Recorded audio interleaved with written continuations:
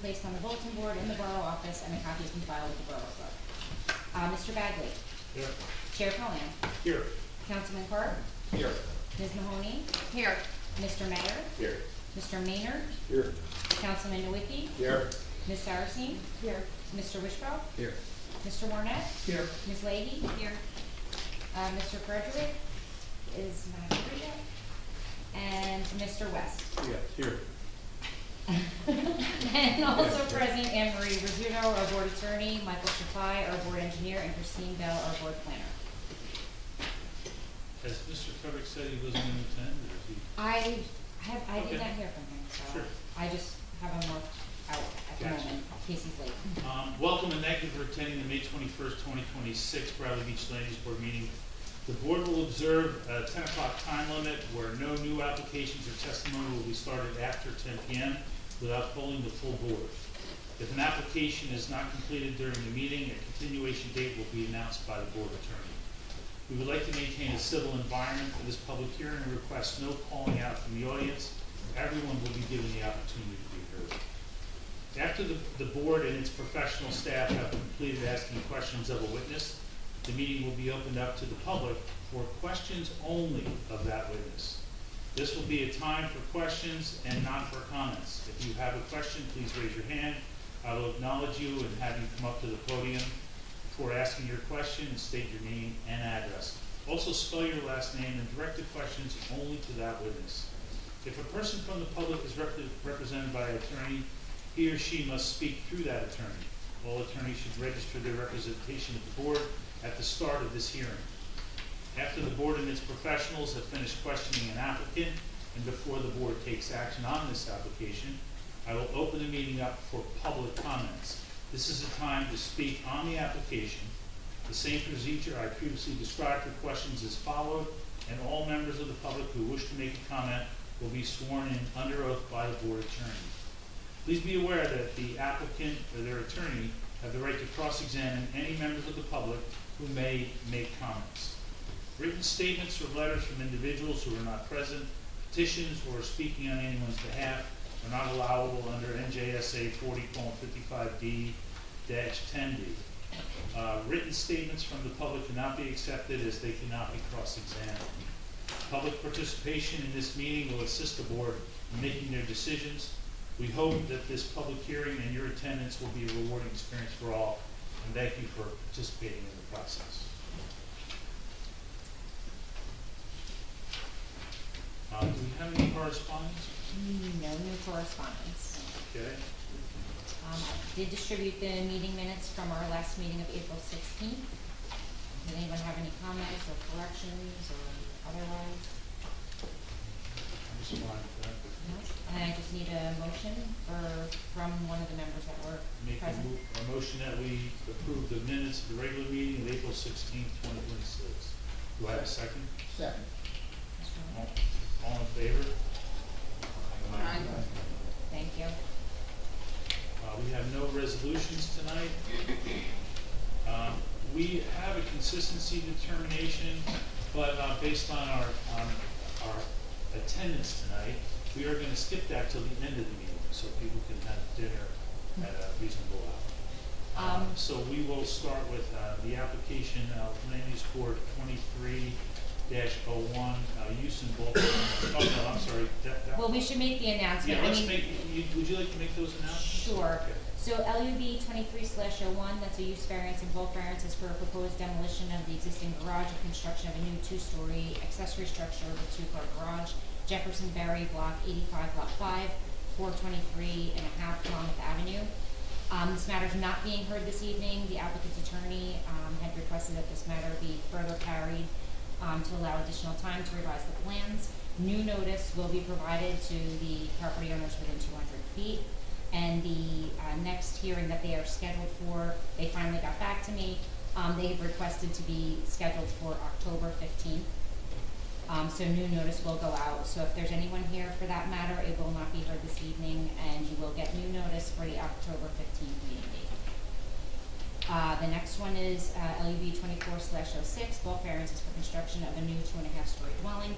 Michael and Kavitha Falvo, block 18, lot 18, 510 Park Place Avenue. They also will not be heard. They are also in the process of revising their plans. New notice will be provided to the property owners within 200 feet for the next scheduled hearing. They have also requested October 15, 2026. So that matter will not be heard this evening. We have one application that will be heard this evening. LUB 26/01, bulk variances to retain existing signs. Hair Love LLC, Elizabeth Curry and Adam Foreman, and Signs Sealed and Delivered LLC, Peter Schul, block 70, lot 5, 121 Main Street. The applicants are requesting bulk variance relief to retain the 3 existing non-conforming signs currently located on the property. And just for the record, the applicant entity is Curry Enterprises LLC. The entities that Ms. Dicker just announced are the sub-entities that actually do the businesses. They're the tenants that do the businesses and own the signs. Curry Enterprises is the landlord owner of that property. So is the applicant Curry Enterprises, and then these tenants are? They've signed the authorization to allow them to make application for the property. So they signed the owner's affidavit allowing the entities that are in the building to make application to the board. Okay. And they do have representation, Sure. Amy Sawicki, right? Yes. Okay. Please step up.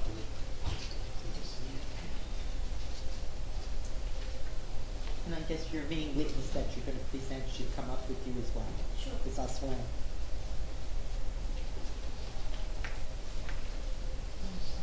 Hi. Pleased to meet you too. And just put your representation on the record. Amy Sawicki, representing the applicants of Amy Sawicki Law. And this is Liz Curry and Adam Foreman, and signed, sealed, and delivered. Is that it? Okay. And will he be sworn to, the sign sealed? Are we going to be sworn to testify? He's not testifying. He's not. Oh, okay. Yeah. He's here in moral support only. Okay. Sure. Okay, so would you raise your right hand? Yeah. And you're going to testify? Okay. So repeat after me. Okay, I lost my train of thought. I swear to tell the truth, the whole truth, and nothing but the truth, so help you God. I swear to tell the truth, the whole truth, and nothing but the truth, so help me God. And your name? My name is Elizabeth Curry. And you are the operator of Hair Love? Correct. And Hair Love is an entity, and you own that entity? Correct. Correct.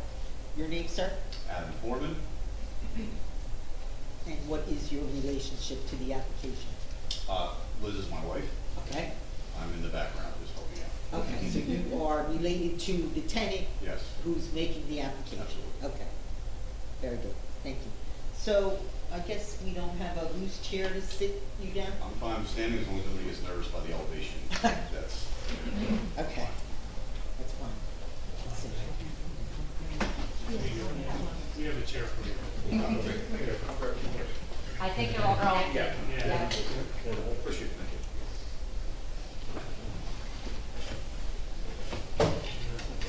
The floor is yours, Ms. Wood. The floor is yours, please. I want to thank you, the board and everybody for attending, for support. This is an application that I believe speaks for itself on its face. The facts are very clear. What happened here, in a nutshell, is Liz has had this business for 10 years now. During COVID, they didn't know. They're very nice, upstanding people. There was nothing nefarious about what happened here. They had no idea that proper channels would have been to apply for a permit. It was during COVID. The town, I gather, was probably shut down anyway in Lane Road because of COVID. So nothing happened. The sign was up for several years. And then after the fact, more recently, they learned of the fact an ordinance had since been put in place, now making their signage and sign, seal, and deliver signs non-conforming. So they tried to fix the problem and apply for a permit after the fact, which we understand was denied because of the ordinance now being in place. And that's why we're here tonight. They made an application, they followed all the proper steps for a bulk use variance for themselves and for signs sealed and delivered with 3 signs. If you're familiar, and I'm sure you all are, with the signage and where it's located, and Adam has pictures and what have you, everything was submitted with the application. They hired an artist to put this up, this beautiful sign. The artist painted a beautiful picture. It enhances the community. It's very welcoming. I don't know that anybody ever objected to the signage over the years, notwithstanding the steps that should have been taken. And that's why they're seeking approval now for a bulk variance. They've agreed, and it's in the application, that this will, if they are granted the variance, it will be only for the time period that they, of course, own the building and the business. And at such time, if they're no longer there, then they will remove the signage. And so I should be a little bit clear about that, because this will be a condition. The owners are Curry Enterprises, so when Curry Enterprises ownership ends, the signs will come down. If one of the tenant entities leaves, the signs will come down. And that includes both Hair Love and signed, sealed, and delivered. So that would be a condition of approval if we go ahead and bring this matter. Well, so the one question though, you mentioned this outlet, if they decide to sell it to somebody else and stays the same building, same business, does the sign? The sign Does the does sign not, get to stay? no, the sign stays. The sign stays. Then we gotta If we, rephrase it a bit. yeah, so if we grant the variances to the tenancy, it's not the tenancy that the variances are being granted to, it's to the property.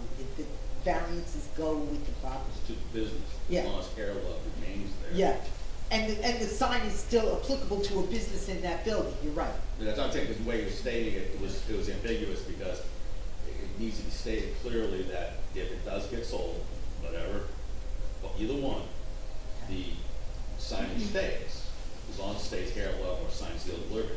If it changes name, well, then we've got another issue. Okay. So it just, Okay, you know what I'm okay. saying? Let's be clear, let's be very clear about it. What happened, just to build on that, what happens if they decide they wanna change the sign? The same business, maybe a different business owner, they would have to come back for a new variance. Yes, that would be for any sign in the borough that got approval or did get approval. They would have to go for a permit, and if the zoning permit was issued for the sign, they could do it. But if there's a variance there, they will be told they have to come to the board for a variance. And if the business is sold to someone else, but they're gonna remain Hair Love or sign sealed delivered, then the sign The sign stays. stays, yeah. They, in their condition, in their statement, they say that, they agree the variance would not follow the business. Should either business close or move location, the variance granted for their sign. Okay, so it's in the document. Correct. So So- that's so what what do we you would want? file. That should be in your package already. Yeah, it's, if a business changes and the sign is gonna change, it triggers a new zoning. You don't get to just put the sign up again. So I just wanna be clear about that, that would take effect in any business. And mean, my concern is the gravity of the number of variances. And there's 6 variances. It's not only location, but it's also the size of the signs are not compatible with the ordinance. So it's really kind of twofold, like, we have these signs that are far in excess of, and that's reflected in the letter from Mr. Lockheed's office that Mr. Sophia and Ms. Bell put together. I mean, so it's not as simple as, oh, we have a sign, it's been there. I mean, it's grossly oversized. I mean, all of it. It's oversized, but there's other signage in Bradley Beach that would not comport with the signage requirements. And again, the signage was put up regardless of its size.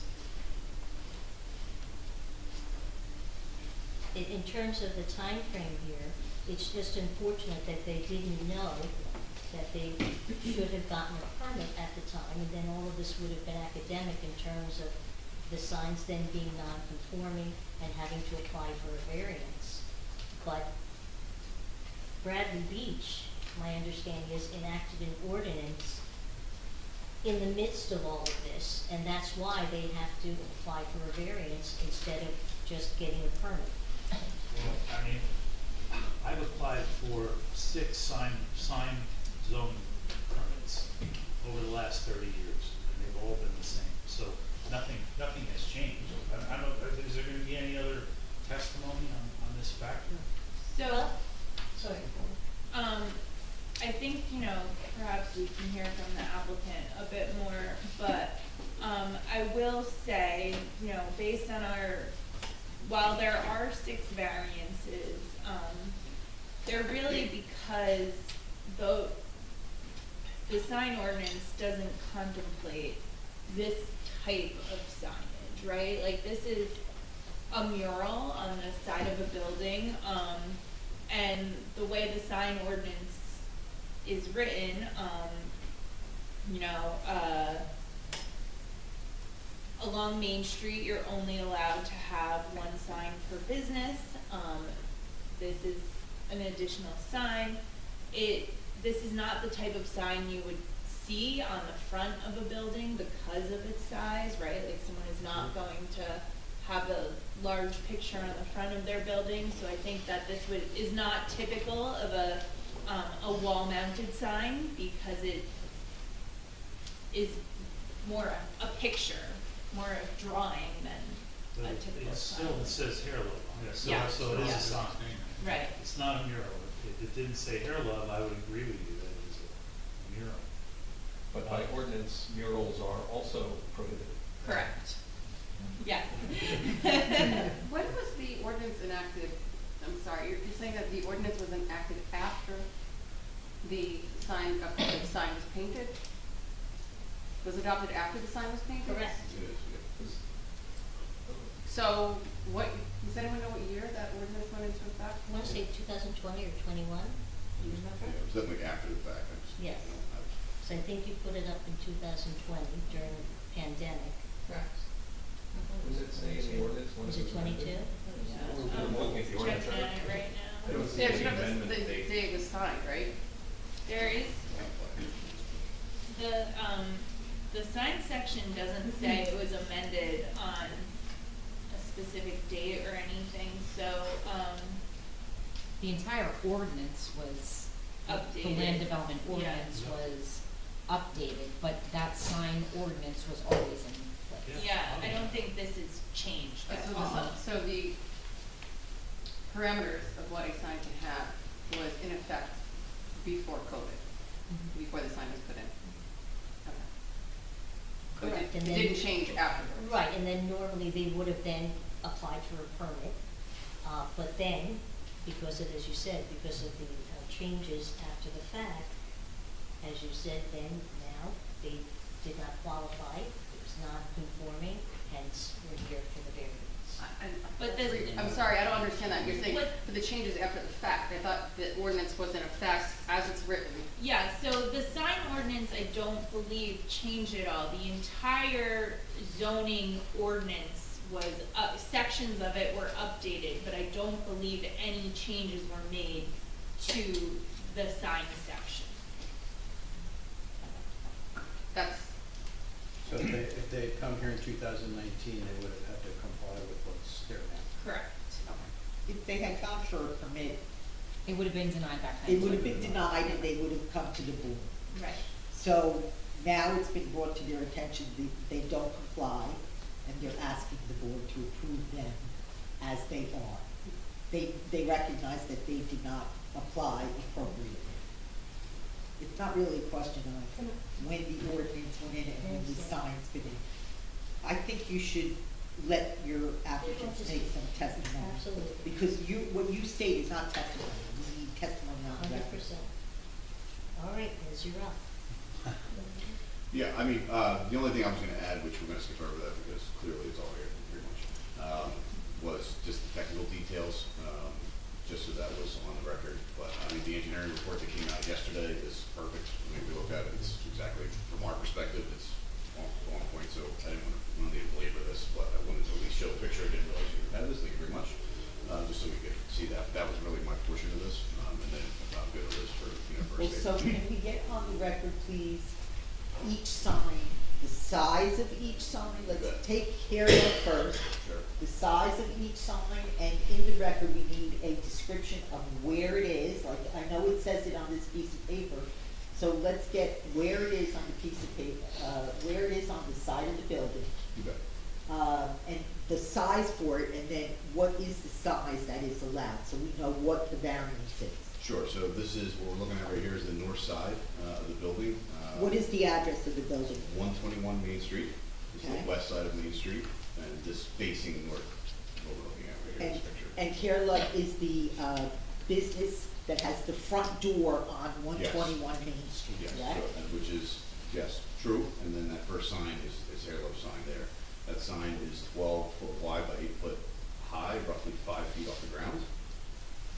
And then you see the little black one, kind of hard to see the picture, that one is the sign sealed delivered. Okay, we'll get to that in Okay, a sure. minute. I'm gonna ask you the questions. Okay. If you don't Yeah, mind, yeah. do you mind, Mr. Chair? Okay. So looking at this, what we sort of call a mural. So it does have the word Hair Love, but it has no address, no phone number. It's not meant to be an identifying type of sign. It's not. It is Well- meant to be a beautiful depiction of, I don't know if it's angels or whatever, but hair, right? Hair love. Definitely So, hair. and it's blue in background. Yes. And also for the record, it is not, it does not have borders around it. How is it affixed onto the side of the building? That is signed plywood that's hand painted and then screwed into jack studs. Okay. Approximately how long has it been on the building? It'll be I think September 2020, August 2020. Okay, any problems with the fact that it's affixed? Has it been moved? Has it had to be repaired? Anything of that nature? Okay, so, what is the permitted size of the sign in this zone? It would be, the maximum size of a wall-mounted sign is, 40 square feet, and this is 96 square feet. So it's more than half what we permit. It's larger by 50% than what we permit. Now, the side of this building is, there are no storefronts on that side of the building where we'll just call this one a mural, where the mural is located. There is no doors, no entry doors whatsoever on that side. Okay, is there any more signs that you're asking for approval of for Hair Love? For Hair Love, no. Okay, so does Hair Love have a sign on the front of the building? There is an awning. Okay. And so if you imagine an awning in the angle of the awning, it's on top. Yeah, Not quite visible from the street, but that's Okay. something. and it has the name of the building, maybe the phone number, or the address, Nope, whatever. it just has the hair with the symbol of a heart and love, that's the logo. Okay, so that's it for Hair Love. So now, also on the north side of the building at 121, is, and the mural is on. Wait. Anne Marie, I'm Yes. sorry, I just wanna go back to, Yes. I think it would be beneficial, I'll go here, there is not just one sign. Okay.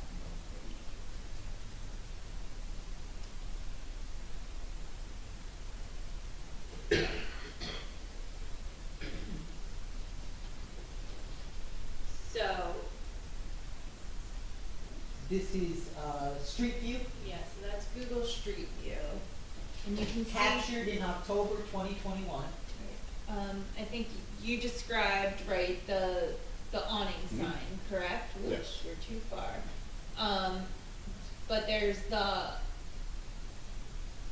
this what it looks like today? That says Hair Love across the front, then there's an initial, is that on either side, or just one side? I don't know what happened. Not this guy. So there's two kind of initials, one on either side of the awning, Okay. and then, I'm sorry, this is like, and then there is signage on, it says Hair Love on the windows, On the windows, correct? it's painted on the windows. Yeah, so those are window signs. Okay, so they should be included in this approval. Well, have you received approval for that? Is all the other signage here I mean, legally? There was no, the citation was for what basically is the paperwork behind this, right? So nothing was, that was press care. So it makes a little more sense, everybody. Okay, so. They don't just want. Sorry, I didn't even notice that. So, from what we know, they received a permit for these signs at some point, I'm assuming, because you were only cited for. We were cited for mural. the signs in question, the 3 signs in question, and we were not cited for the ones that are invisible right now. Okay. Which those may be conforming anyway, you're allowed to cover a certain percentage of the window. You know, that is allowed in the ordinance. I mean, I'm also very concerned about the sign still delivered sign on the south side. Actually, both sides, they're very large signs Yeah. also. I think we should I cover. know that, but I wanna make sure we're gonna get that in. Yes, It's not just on we're one gonna get side. the sign sealed and delivered. So, Christine, they received obviously a denial permit from our zoning officer. And for Hair Love, the only thing they said was about this blue mural on the north side of the building. Yes. Yes, sure.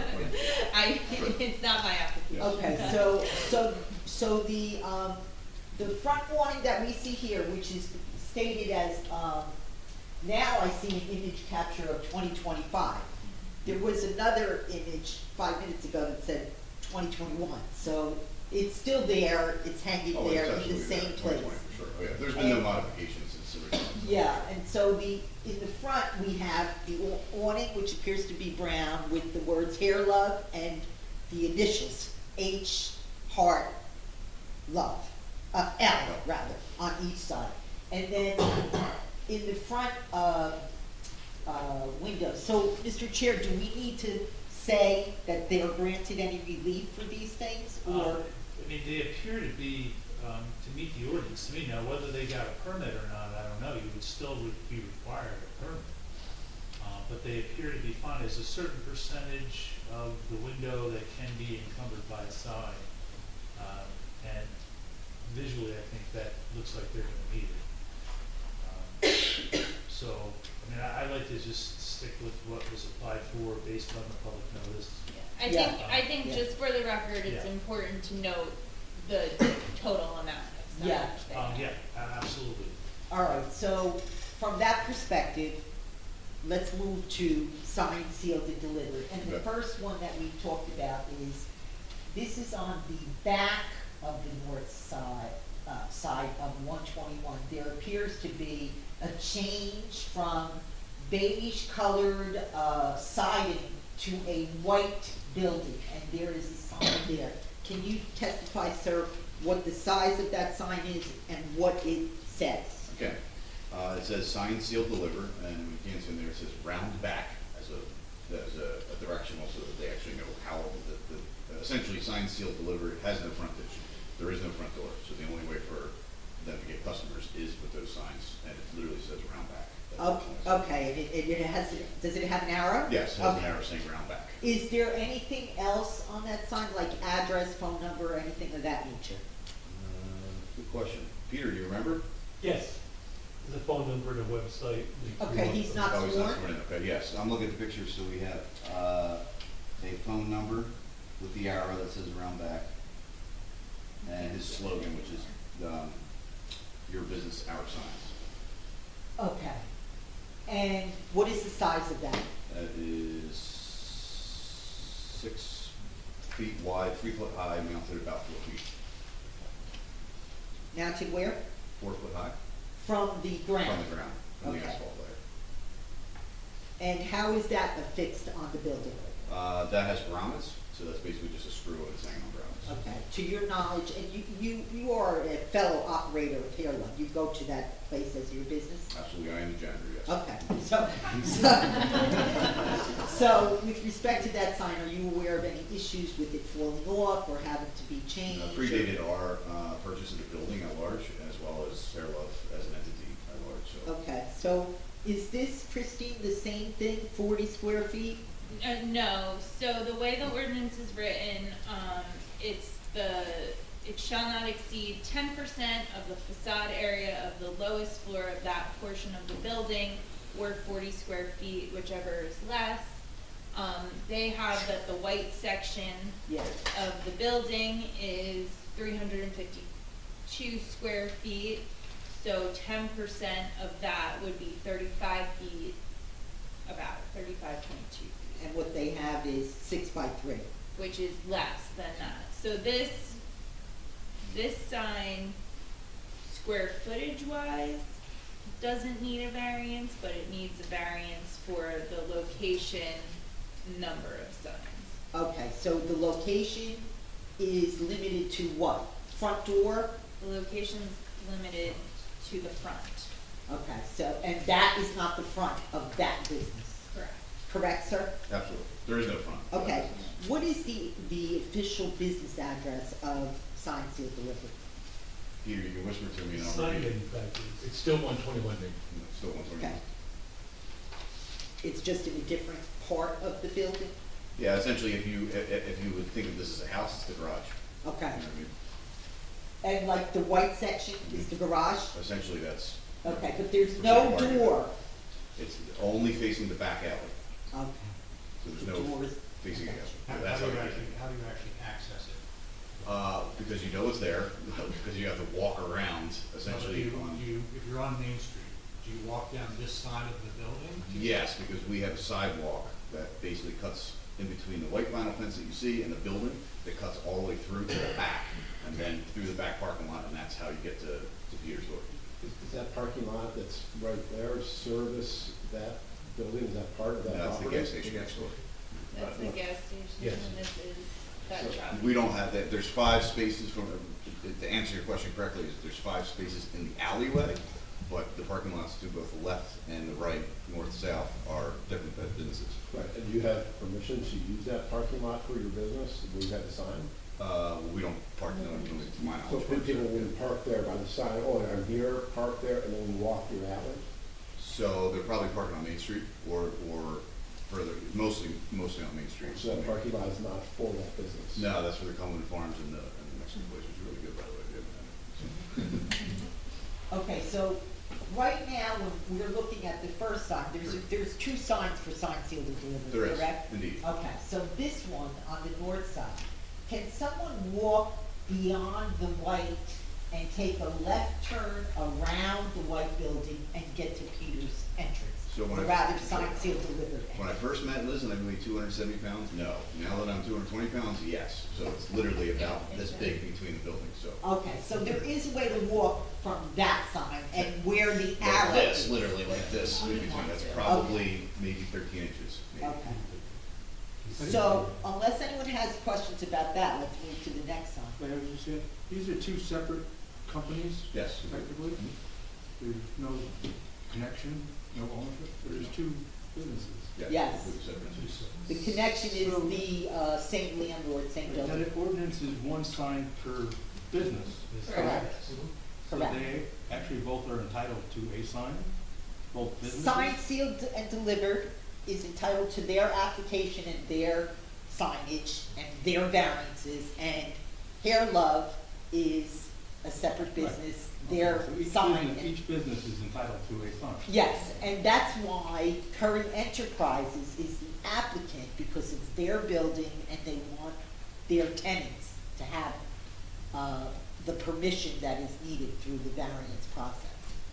And the Hair Love, so if the sign that, the awning on the front would be considered Hair Love's Correct. allowable sign? Yes, yes, and that, so not only is the mural, for example, too big, its location is not permitted. And it's That's a a variance, and the size of it is not permitted, that's the variance. So And it's a second one, which is another variance. Right, okay, you're right. So I have to know all this so I can make sure I put it into the resolution. So we got, yeah, I'm sure it is.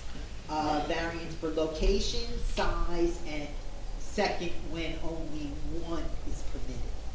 So I have one more question, the sign still delivered, Yep, on this side. on the side, on the north side of the building. Yep. There's a small, narrow, 16-inch walkway, so that really is not an access from that parking lot to that to that business. No. It's not used as an access point to that business. It's just directional in case somebody ends up in that parking lot and says, oh, where's this business? It's around the corner. So it's not an essential sign for that business. Is this how you would enter signed, sealed, and delivered? Is the south side, is this like their Yeah, so entrance basically on that sign that you frontage? see on the white building, if you pass it on your right-hand side, at the back corner of the white building, you make a right, and then about 15, 16 feet down is the door and the into the business. So is it on the south side or is it on the west It side? would be on the west side. It's on the Yeah, west side. facing the- Let the record reflect that board member Frederick just arrived. Right, I saw him come in. Hello, sir. So the entrance to signed, sealed, and delivered is on the west side. West side of the building at large. Okay, and the signs are on the south and north sides? Yes. So to Mr. Nowicki's question, you're only allowed one sign, you have two.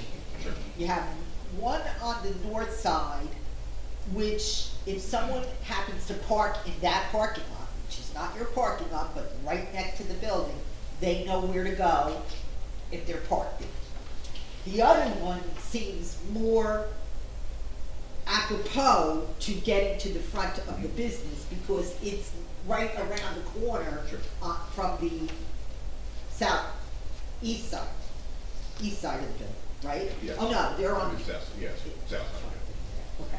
But there's no direction, if you're heading south on Main Street, there's no identifier for Yes, that yeah, address. you're well past it before you realize that. So you yeah. never see it. Yeah, that's what gets sticky. That's why you have a direction. That's Yeah, the so- purpose sure, of that's that the purpose directional of the sign. direction, yeah. And there is an alleyway with which you can, if you want to go behind the Cumberland Farms and drive down the alleyway, it is possible into the 4 or 5 spaces that we have in the back lot. Right, because there is no place on the front of that building at the address that denotes what the location is. So it serves some purpose of direction or of people who have never been there to know they're in the right geographical area. so Right, to directionally, when you're looking at an address, there is no identifier. If you're On the heading front. northbound, you could see it maybe on the south side of the building, but if you're heading southbound, you Yeah. want to see something on the north side, because there's nothing on the frontage. Right. And so that's what I'm trying to Then you park and call establish. and say, how do I How walk do I get in there? here? I'm parked on Which only this. creates a traffic problem potential around buildings, somebody's trying to get there. So their entrance, I'm sorry, I know I'm asking the same question. Please. But their entrance is on the alleyway, correct? In the- So, yes, absolutely. in the alleyway, so someone like driving down the alleyway or parking in the alleyway, that's where they would walk into the building. Yes, from the alleyway. Is there a sign on that part of the building? Is there a sign in the actual front of it? Is there a sign? I don't know. Because I always park, I don't park in the alleyway because it's always full, so.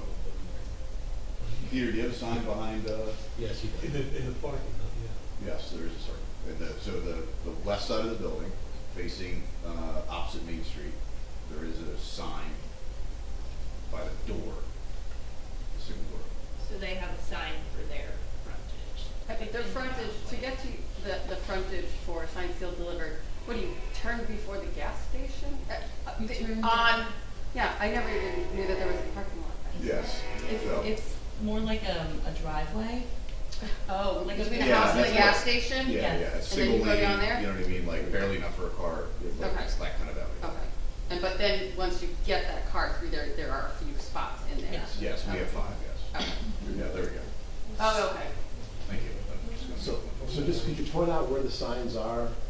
You know, the ones that we're talking about, on the north side there is the one, right, it's. Yeah, that's so by basically, Mexico. the hair love sign is by the little dot by the navigation beacon right there where the mouse is, and then about 15 feet, yep, that's the next one for sign, seal, deliver, and then you go south, that's the other one that are, and those are the 3 signs that are included in the variance request.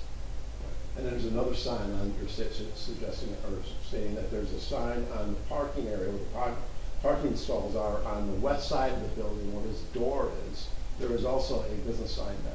So he actually has 3 signs, 2 directional and Right. one that's actually the property sign. Yes. Sure. And so that is a variance for number of signs. Right, so. But what about size too? So, Yeah. I think, so Hair Glove needs a variance for the, total area of the large sign on the side. Right. It also needs,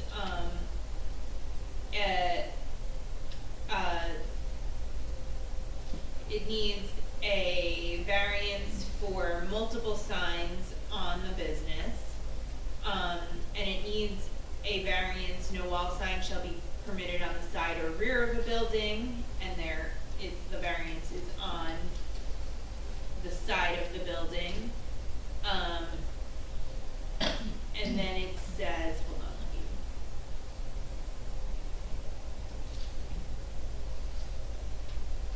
Okay, then signed, sealed, and delivered needs a variance for the size of the wall sign on the southern frontage. That is 44 square feet, and it would be permitted to be 35 square feet. And that's on the southern side. Correct, And correct. we already heard testimony that the northern side meets the That- size. That meets the size, correct. Still needs a variance for It number needs- size. It needs, I'm getting there. I'm sorry. Sign sealed delivered needs a variance for the area of the sign on the southern side of the building. It needs a variance for multiple, business signs because it has 3, we've heard testimony to tonight. We can see 2, and then no wall sign shall be permitted on the side or rear of the building, and there's 1 on each of their sides.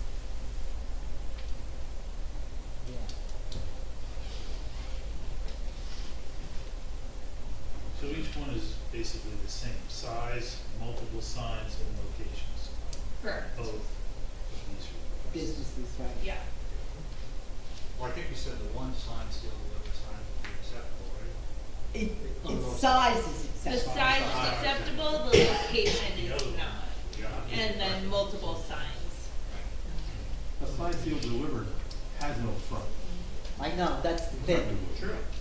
They have, they can't put one only on the front, there is no front. So I think that their testimony is that, it is perhaps a better zoning alternative to allow people, or it could be, because of the conditions of the lot, right? Like it's, unusual in its location, that to allow for people to, find the business, they need this additional signage. Yes, it is, are you testifying for them? Or do you- No. No. helping them if they would agree with She's me. stating a legal, a planning I'm position. summarizing what they've said. Can I ask a question on the hair love sign? Is there, so if this was approved, is there any requirement to maintain the sign in good condition? Like, Yes. let's say 10 years down the road, wear and tear, it's damaged by a hurricane or something like that, I believe that's also part of their submission package. They said that they agreed to properly maintain these 3 signs, keep them aesthetically appealing Yes. to the public, which includes repairs, fresh paint, and consistent Okay. placement. So this, would be part of the records. I would assume if the board chooses to act favorably, it would be a condition of any approval that they agreed to what they stated they would do. And we'll ask you right now, do you agree to be responsible for caring for, maintaining, making sure it stays on the building? And at this point, we're just talking about the Hair Love mural, and of course, the Hair Love awning. Can't let that go into disrepair. Absolutely, I mean, that's a reflection of our business, right, and that's what we're using. Right, And right. so it not looking good does not look good for us as a business owner. And let's say the awning fell down and you had to replace it. You need to go to the business office and see the zoning officer for the permit. You can't, Yeah, sure. you I mean, can't just replace. While we're at it, let's find out all, yeah, absolutely. Let's see what the trick, Just so. be aware that any municipality you are working in has these regulations and generally requires the permits to do anything like that. So as a qualifier, just for our education, is if there were storm damage in your scenario, even though it was there, it still needs to be re-permitted, even though it's a fix. Right, Just for my and, knowledge. and that's what a we're at. complete removal of signage does not necessarily mean you will get that same variance type. If the storm comes and knocks your sign down, there's no guarantee that you're gonna Really get interesting. that same Okay. So the sign. act of God is not considered. Well, I mean, Sure. part of the problem and what the ordinance addresses, and from a Sure. planning perspective, is signage proliferation becomes a danger to people traveling on the roadway, looking at all these different, it's clutter Okay. when there's too many. So they're trying to limit the signs and the location to what normal people driving want to see. Sure. Signs sealed and delivered has more of a problem because they don't have a front door on Main Street. So I don't think that Herlo has that problem, they're right on. Sure. Fair. Question I have, just for perspective, because it was raised about precedent in town. If you have a business that's on a corner, are both street frontages considered the front of the building for allowing signs? It depends on, the ordinance allows, That's a yes. Yeah, I mean, I own 401 Main Street, and I did the zoning permit for those signs for 6 different restaurants. And they're all, you're allowed 2 on the corner. the ordinance permits certain types of signs and things like that based on your location. I just wanna make sure the sign's not gonna be amended at all, or, that you're gonna add a phone number in the future. It is what it is, that's what we're gonna adopt. I think ultimately that could, if the board acts favorably, I would recommend, that also be a condition of approval, that you are, approving what is there today, right? And if they choose to alter that in any way, they would need to come back to the board. I would add to that, the hair locks that you see as part of the sign also continue with inside of the business on all the sides. So from our perspective, it's a lot more than just replacing the sign. So we're in agreement with you that we want it to stay as is, because it's also carries on to the theme of the inside of the building as well. So speaking of as is, I noticed that there's now a 3rd mural poster on that garage part of the building. I'm not sure I follow. The banner. The banner that was outside of Is the. it the mine, maybe? It's a mural. Oh, that's not us. Wait, It's your building. 2013. It's your building. That picture's from a half hour ago. Is that the Mexican place? I think the Mexican place. Well, I can assure you that is not by permission. I mean, for us too, like that side of the building, we don't see because we're going in and out. I'm sorry, from the are we complete making this opposite. part of the record? We needed. I'm just saying, we were talking about the building as Sure, is, yeah. and currently as of 30 Obviously, we have minutes ago, something we need to deal with there's with that, so, there's yeah. another sign next to the, Yeah, there's basically a large banner. Hold on, next to it. can I just say something? We're recording this. Yeah, I get it, absolutely. We can't have multiple people talking, because when I go to listen and type this up, I'm not gonna hear Sure. what all you guys are saying. Good. Sir, Mr. Clark, board member, where is, what did you use, Google Earth to look at that? no, I just took a picture of it, and I was driving here, Oh, okay, where is the Mexican sign? to the right of the, Mhm. To the west. White, of the sign Garage. seal delivered.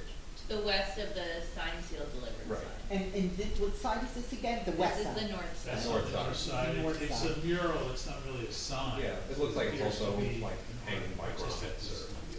Yeah, I mean, the bigger picture here is 100% not authorized.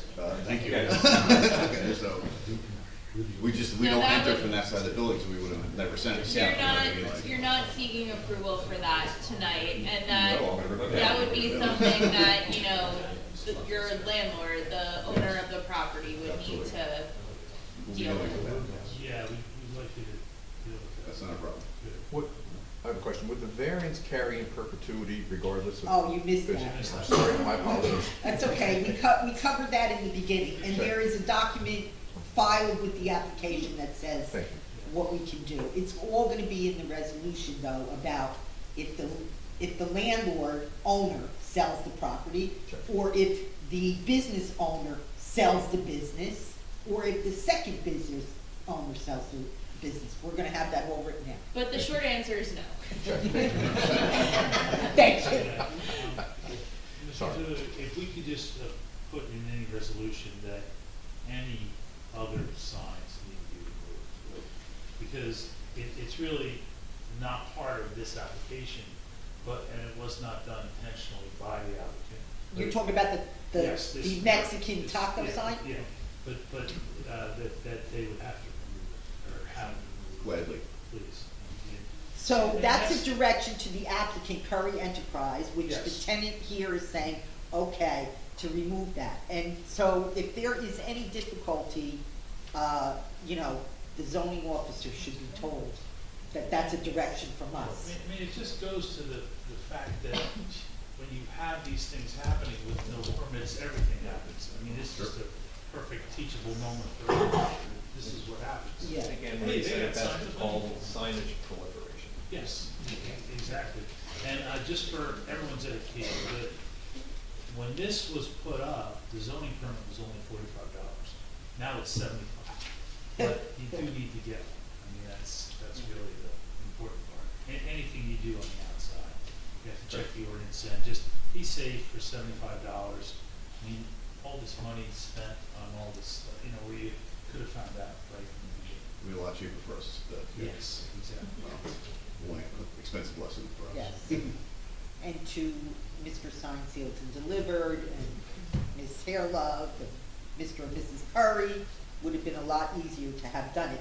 I mean, we understand because COVID happened, that a lot of things happened during COVID, but obviously, we have to deal with it now, and I'm having a confusing time. I'll be looking at that YouTube video very carefully when I write this, but I did write everything down. Is there anything else that you want to say about? Yes, sir. Yeah. Do you have any other testimony? Liz would like to- Oh, you want? Yes, Okay. we would like I feel like we to. covered pretty much everything. Well, I mean, obviously, there'll be some redundant things, but you should speak as. All right. Yes, you should speak. Okay, I was just gonna introduce myself, that I'm Liz, and I own Hair Love Salon at 121 Main. We wanted to thank everybody for being here, thank you for your time. And I appreciate the opportunity to make this case in person, because I know it's a unique circumstance. Although ignorance is not an excuse, we had no idea that we were violating any rules. And Peter's sign has been there for almost a decade, and our sign's been there since 2020. We're just two small businesses. We're trying to serve Bradley Beach community, and we believe Peter's business doesn't have any frontage, so it needs the advertising on the side to let everyone know how to get there. It's a challenge for new customers to find his business, and our sign is just adding beautification to the parking lot. The signs are humble. We hired a local artist to paint ours. Clients regularly stop by to tell us that they recognize the sign and let us know how beautiful it is. We hear that it brightens up the drought parking lot, and it's been part of the community fabric for the last couple of years. There's no hard sales, there's no happy hour slogans, there's no buy one get one deals, and it's just a beautiful woman with hair and flowers, and it really represents our business nicely. In closing, we're asking the board to grant our variance and that our signs remain installed, and we would love to continue to be a recognizable business on Main Street and show our small town charm. Do you have anything else, Ms. Swift? Yeah, otherwise I'll open up to the public for questions. Sure. That was wonderful. You were wonderful. Mr. Janitor. You're not just, you're the tech guy. So unless you have anything further, not closing, we need to open to the public. Yeah, I'd like to open up to the public. Well, yes, Oh, yes. Real quick. Absolutely. So, I know in the documentation we got the signed, sealed, delivered sign, it's been up there for 13 years, I think it's had a new sign for 6. What were the events that brought you here tonight, given the timeline of these signs being in the building? A citation from the code inspector. Okay, so it's been up for 6 years and no one has acknowledged that in that time? Yeah, it would have been, I mean, that's November, Okay. something like that, when we got the citation. All right, thanks. Any questions of these two witnesses? Ms. Curry, Mr. Ferguson from, yeah, please step forward and, questions only. It says Question your only. name and address. You have to give your name and address. My name is Zelda, Z-E-L-D-A, the last name is Becourtney, B-E-C-O-U-R-T-N-E-Y. I live at 100 Madison Avenue, Bradley Beach. Just curious. Lauren said that she asked a question timeline-wise, that it had been there for a while. I know it's been there for a while. I've loved it for a while, as has my husband, who notices nothing. How come all of a sudden it became an issue? Who saw it that it became an issue? 6 years later, 10 years later? That's confusing to me as a resident. How did it suddenly become an issue if it had been there for that time frame? Can you answer that question? Only than from what the, you've already said? other than the fact we got a letter that cited that Right, they're in so violation. till that That's all point, we you know, knew and we have nothing no about it. backstory. There's no backstory, Oh, so. yeah, kind of odd. Yeah. Can I chime in with something?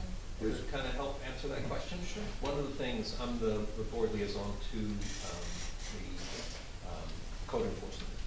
And up until last year, we did not have a full-time code enforcement official.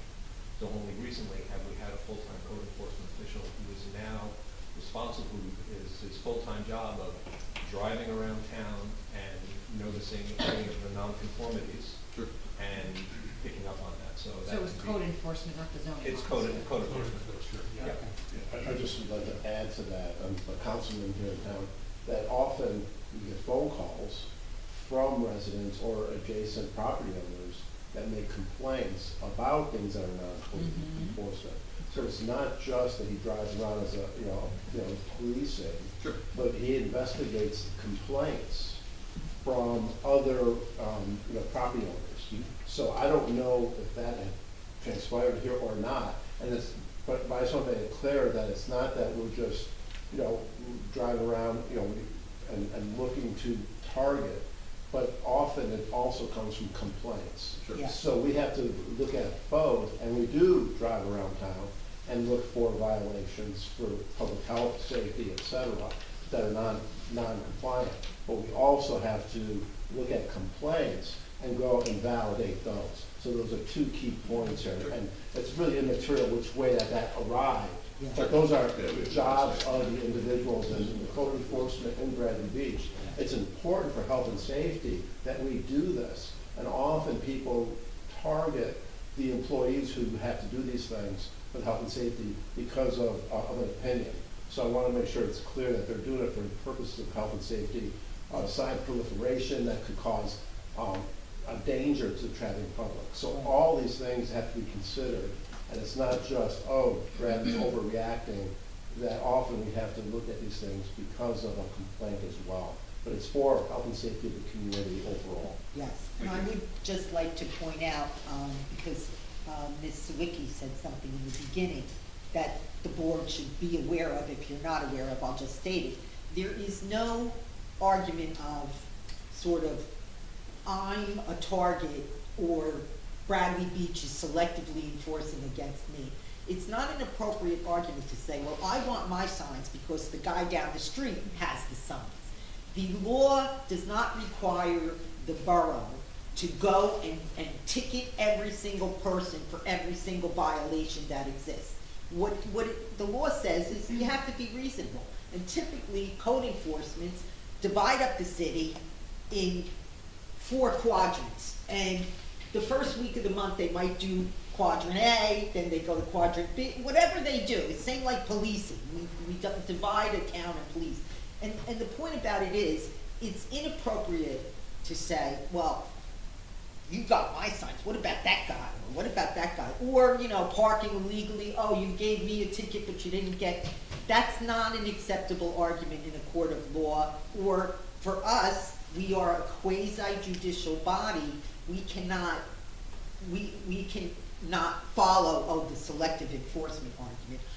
There could be a violation if you really found that only one person was ever given a sign violation and 5,500 sign violations. I mean, any lawyer could make any argument, but for our purposes, it's not an argument that is reliable in this instance or often in any sign case or code enforcement. They usually, as the councilman has said, health, safety, and welfare is the major basis for enforcement. Like for example, these two have learned, and Mr. Sign Sealed and Delivered has learned, we gotta go get permits. The Mexican guy is gonna learn that too, right? So, I mean, that's the point, is people can't just go about hanging things up. Well, and that's been, to that point, I mean, having a full-time code officer makes a big difference. Everyone says Main Street needs to look better. Yeah. So we had a proliferation of banners, and they're gone now. And, I don't have to name them, but they're gone, and Main Street looks better. So code enforcement is doing their job, and as they do it, a lot of times people say, well, I gotta take mine down, what about him? And, that's how these things evolve. But, we're all working towards following the ordinance. And if that happens, we can all just enjoy the town. I mean, I prefer you not to be here. That's the way I feel about it. But are there any other questions of these 2 witnesses only from the audience? Seeing none, I'll close the public questioning. Ms. Sawicki, do you have any other testimony? Are you gonna ask for comment from the public? We will, but I want to make sure that Ms. Sawicki has nothing else. I appreciate that. I think that they covered everything. I appreciate you solidifying everything. And again, my clients are very, very good people, very hardworking people. They contribute to the community. Everybody loves going to the hair salon. And as Liz said, I mean, it is a really beautiful, it's a piece of art. It's a beautiful sign. There was no malice here or ill intent, and they know there are rules, and they're happy to follow. Ms. Sawicki, I see some photographs. Do you want to mark those into evidence? Sure. Yeah, basically that was just a depiction of how, and this was in reference to maintaining the sign. It's basically, that's just what it looks like on the inside. So the hair locks kind of spin around and they go around the inside of the room. Okay. Doesn't mean anything in the grand scheme of things, but it's sort of like that, yes, we're absolutely gonna take care of this, and yes, this is not changing, because this is all part of the inside, part of the outside, it's part of the look of the feel of the business. That Okay. changes our brand, so we're not I doing have it. to, gotcha, I have to describe it for the record. A1 dated 5/21/26 is a close-up of the blue Hair Love sign on the north side of the building. And A2 is a sign of a photograph of the inside, which shows some hair products on one side, and then it shows a long painting, maybe by the same artist, Yes. in the interior of the building that, I'm gonna pass it around, but it needs to get back to Christie. It shows the hair locks with flowers through them. So, would you let those just pass around, and then we will keep these, because we have to. Sure. Yeah. And I'll need a copy of it emailed to me. Scanned and emailed. With that being said, I'll open it up to the public for comments, if you have, okay? At this time, we'll accept comments from the audience. Again, please step up, state your name, spell your last name and your address, and, sure.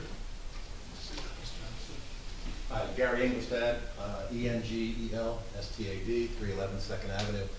I come here tonight and I have to swear you in first. Oh. Oh, comments, you have to get sworn in, sorry, sir. Do you swear to tell the truth, the whole truth, and nothing but the truth, so help you God? Thank you. I come here tonight not just as a resident, but also as president of the Bradley Beach Business and Community Alliance, in support of one of our business members. In that capacity, I took the time to check with the adjacent business neighbors to see if they had a concern with the mural in question, and they did not, neither Mr. Martinez, Mr. Patel. If they had originated this process with a complaint, the Alliance would not be involved. The block between Evergreen and 2nd, 3rd Avenue is a fascinating one in Bradley Beach. You have an eclectic mix of establishments coupled with some properties that cause concern. You have Country Farms and Aloxica by the Sea, two thriving and busy businesses. You have the hottest business in all of Bradley Beach with Hey Peach. You have a somewhat quirky pharmacy that has its devotees. You have Finn's, you have Stockroom, you have a cigar store, and you have a gas station, which also unfortunately thought that a convenience store next to a convenience store was a good idea. So that didn't work out. But possibly, most importantly, you have a theater where we are literally praying right now that a major proposal becomes a reality. If that theater truly comes back to life, I can guarantee you that they will be coming back to the borough asking for permission to do murals on the south side of their building. I bring this up because this group has a perfect opportunity to demonstrate that every block in Bradley Beach is different. But for this block in question, the Hair Love mural is a perfect addition. It sends a message about the vibrancy of the block and contributes to the attractiveness of other properties for investment and improvement. Countless studies have shown that public art has a significant benefit to main thoroughfares in cities and towns of all sizes. We're not talking about graffiti here. We are talking about a classy rendering of an individual that's mentioned before, adds the spirit of the block, and will hopefully be a precursor to additional murals and properties on that block and in other appropriate locations in our town. Let's celebrate art where we can. I respectfully ask the board to approve their request. With regards to signed, sealed, and delivered, I kind of liken this to the situation with the Back in Time Cafe. They had a unique location where people didn't know where they were coming on Main Street, and mayor and council decided that they would allow a sandwich board or something, some signage in Riley Park so that people could support a business in town. The amount of work that Signed, Sealed, and Delivered has done for the borough of Bradley Beach is amazing, incredible. Probably some going on right now as we speak. But that being said, they deserve an opportunity for people to find their bizarre location. You know, if they came to us today and said, I want to put a business on the back of a building, on an alleyway, no one would do that. But you did many years ago. But he deserves the opportunity to have people find where his business is. And no one goes to that little congratulations on being much skinnier than I would not make that. But, I have used their business many times for my businesses and go right down the alley and they're right there. So please ask you to grant these variances requested. Thank you. Thank you. Excuse me, I have a question, sir.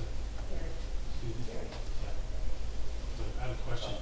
Or- Yeah. Okay.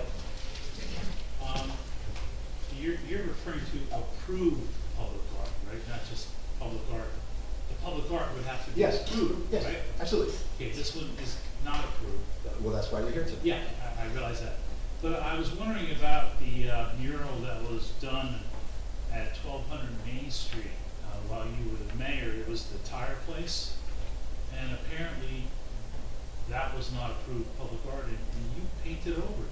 Couple volunteers, that was based on numerous complaints. That was graffiti, as far as I was concerned. That was not public art. And they never came to the borough asking for anything. Exactly. They didn't come to the borough Okay. and it got painted over. Right. They never had the opportunity to come to the borough, did they? They should have. Exactly. Yeah. Everyone should come to the borough. Right. And when the mural was painted on Jersey Shore Fitness, those folks came to your administration and were given approval in an open public forum, you know? Great. I think it's a beautiful piece of art. That's how it's supposed to work. Yeah, I'm not questioning it. That's why we're here tonight. Great. Please step forward. Hi. My name is Bree Cade. The last name is spelled C-A-D-E. And I live at 810 Borden Avenue in Point Pleasant, New Jersey. I'm one of Liz's employees. She's probably the best boss I've ever had. I've been doing hair for 16 years. I've been working at Hair Love for 10 years. Salons a lot of times have a lot of turnover with their employees. There tends to... You know, we have to swear you in. Oh, sure. Oh, I'm sorry. You swear to tell the truth, the whole truth, and nothing but the truth, so help you God? Yes, I do. Thank you. Long story short, Liz is a great person, a great boss, so is Adam. Everyone who works at Hair Love, all the clients, Amy, and everyone does, like Amy said, comment on how beautiful the sign is, the artwork. One of our clients drew it. I wish he could be here today to defend her beautiful work. I also work as an actor, and I was in a musical touring for 9 months. I saw 82 different cities in 9 months, places I never thought I'd go to.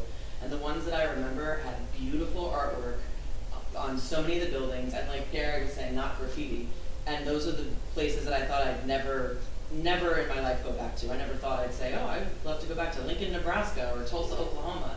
So many buildings and so many blocks that were so interesting and had all these different character about them for different businesses with their artwork. That's what made it attractive. That's what made me say to people, you should go check out this place. This is a really beautiful place. It's really eclectic and something different, and not just the same old boring gray townhouses you see everywhere.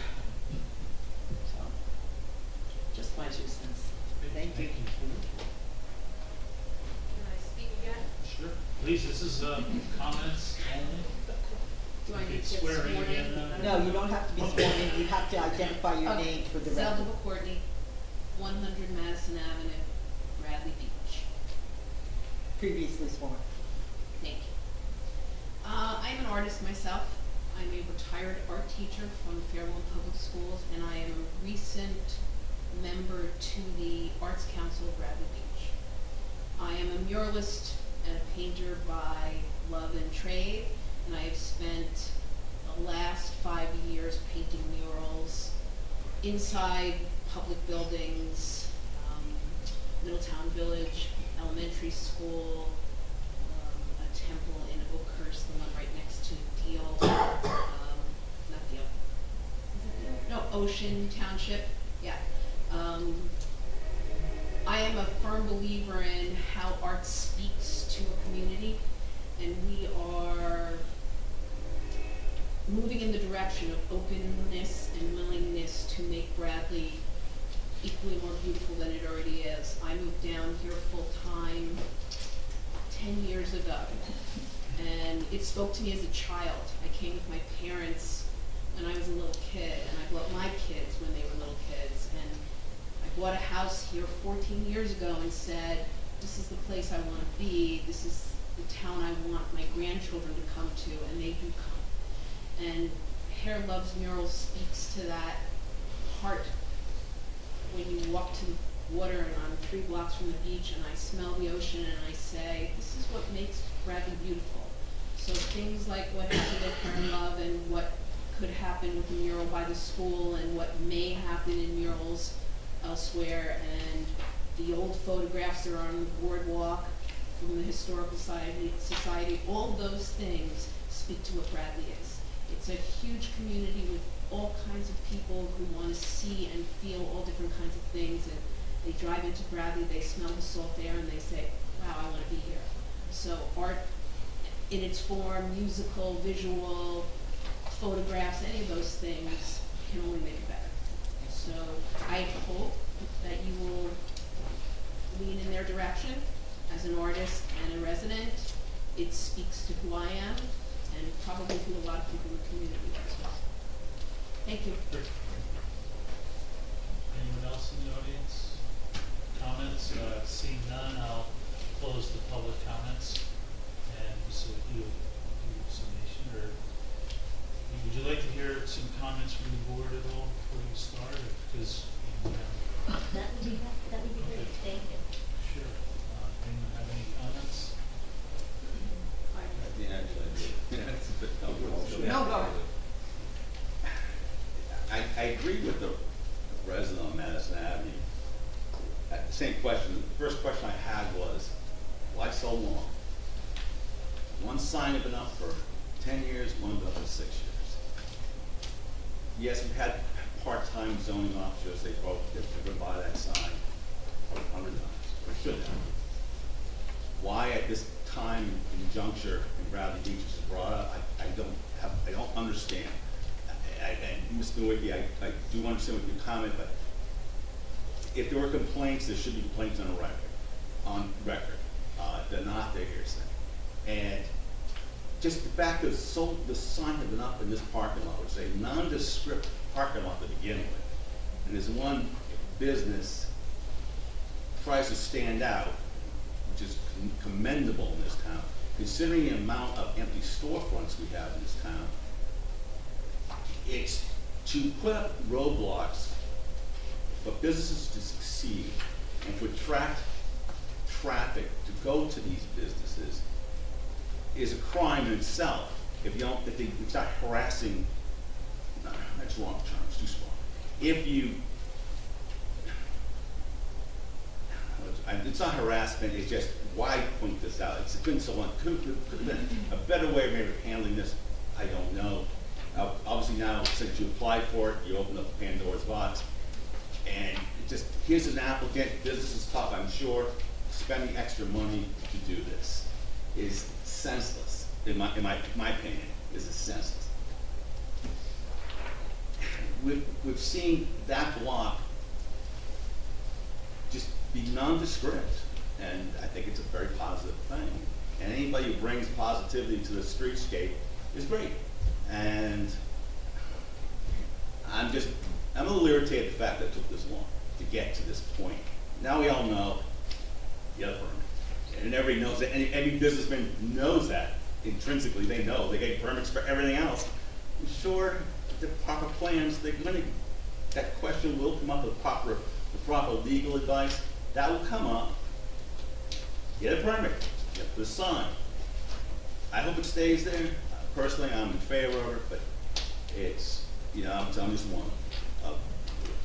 And to have it change now would be a shame. Mr. Chair, could I speak after?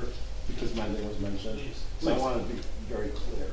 So I think the Hair Love sign is beautiful also. I love urban art. I think it brings, as stated by, brings a lot of enhancement to the community. But in the same regard, we can't have unregulated artwork that anybody's freedom to put anything on anywhere on a building and everywhere. You can't allow that either. You can't have chaos happening across our town that anybody can put anything up. And so this is why we have ordinances. And what's ironic, and I have to say this, so I spoke how wonderful that sign is. It's beautiful, that mural. We have a sign company that's attached to this that has signs up. And you would think that a sign company that produces signs all over town and in other towns would be aware of ordinances and laws that you have to follow in any sign you put up on any building. And so I'm flabbergasted that a sign company that has a business that's been there for 10 years doesn't understand that there's ordinances that you have to follow for signs. So that kind of blows my mind. So I have to do a little, smack there. But I also agree that there is a need for directional signs on the north and south of that building, because you don't know where to go, and we want to encourage small businesses in our community. It's very important. And so you're making great use of that backspace of that building, bringing a thriving business, but please use your expertise to help guide your clients on sign ordinances wherever you do your signs, because you're costing a lot of time and trouble to a community that doesn't need it. So I need to make that point. And then if you were to follow the rules to begin with, we wouldn't be debating whether a sign is allowed or not allowed, a mural, and having to deal with variances.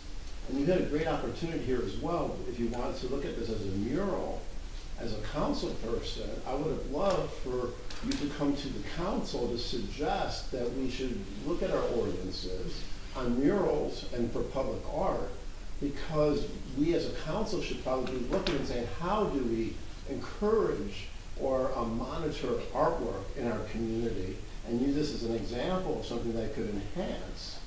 And I would suggest that perhaps you come to our council meeting and bring this forward to the council, the collective council and the mayor, to be able to discuss how we could potentially look at our ordinances for mural art, public art, within our bureau everywhere.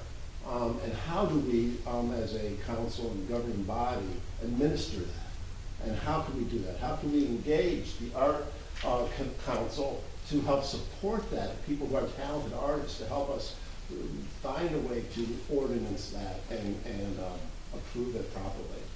So with that, I wanted to make those statements of how I like a lot and understand the need, but also that we need to be able to find a balance in what we do and how we do it.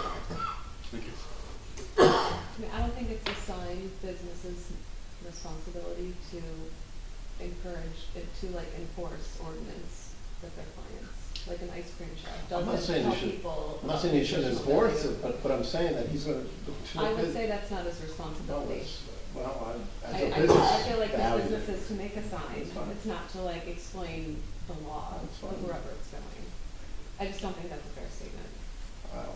Let me clarify that. If you're going to put a sign on a building and someone's paying you to do that, I would expect that sign professional would say, hey, this is, check these ordinances, is all I'm suggesting. Encouraging and following the law is always. Otherwise, an owner could come back and say, why did you tell me I could put the sign up on the wall when I have to take it down, and it's going to cost me more money to build a new sign? So that's what I'm trying to get, is the clarity that he doesn't have the conflict in his business in the future. I just want to clarify something. We've said this is a sign because it says Hair Love Want. If it didn't say Hair Love Want, it would be a mural, correct? And so from what I can. Which is not permitted. Which is not permitted either. That was. Murals are not permitted.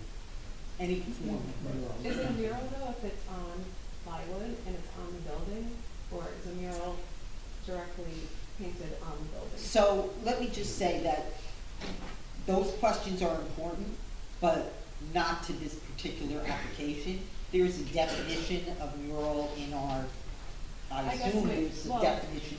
So from that perspective, we didn't really consider, oh, this is a mural. We said this is a sign because it has some words on it, and we made a determination of what the variances are. So it didn't qualify as a mural because it has words on it.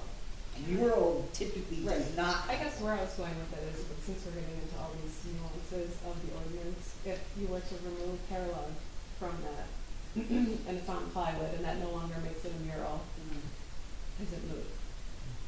I don't think it's. Do you know what I'm saying? It would still be, I would say it would still be a sign. It's still a sign. Because it's Is it a used for, sign, or is it's it just a picture? It's used for advertising purposes.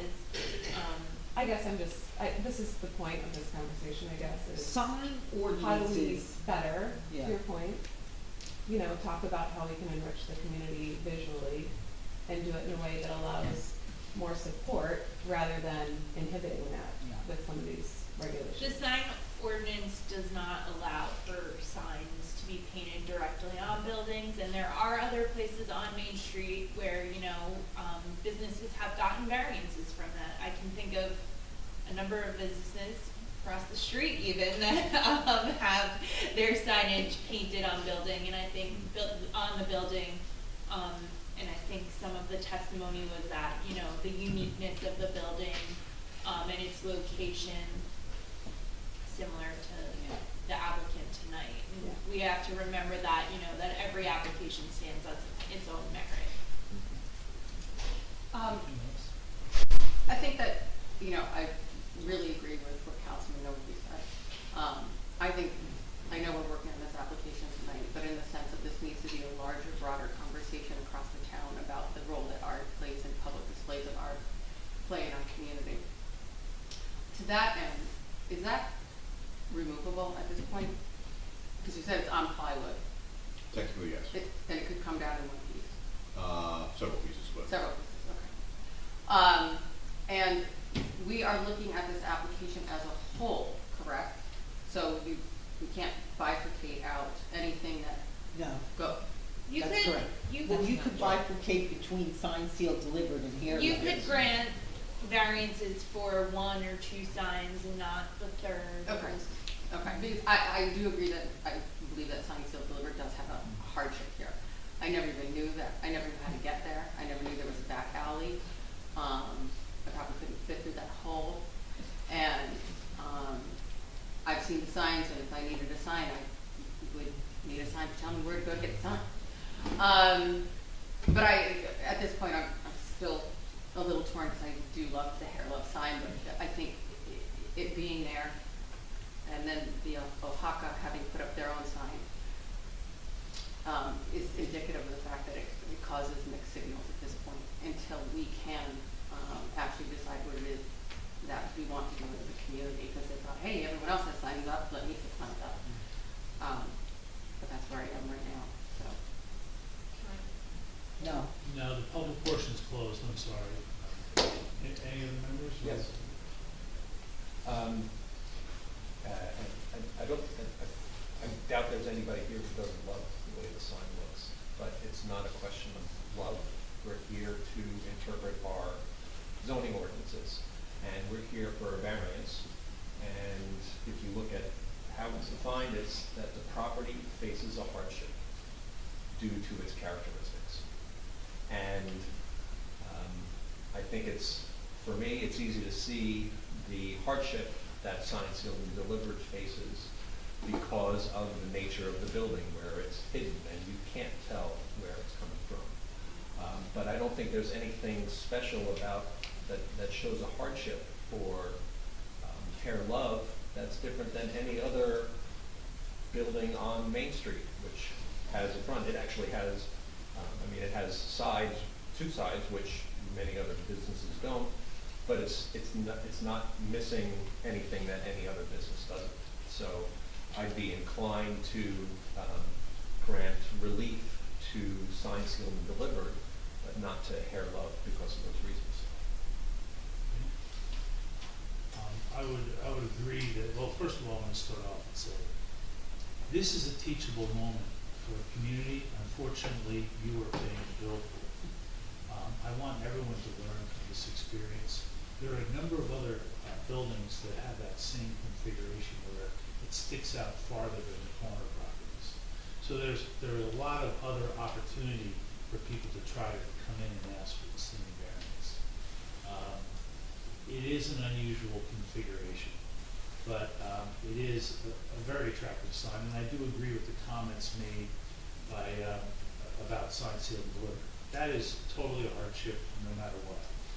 I would have liked to have an opportunity to decide on a proposal in front of this board back then, but obviously that didn't happen. But I do agree that based on the principles of zoning, item I, to promote the visual environment through creative development techniques and good civic design and arrangement. Because it is on that parking lot, which is not an attractive place, I do believe that that applies.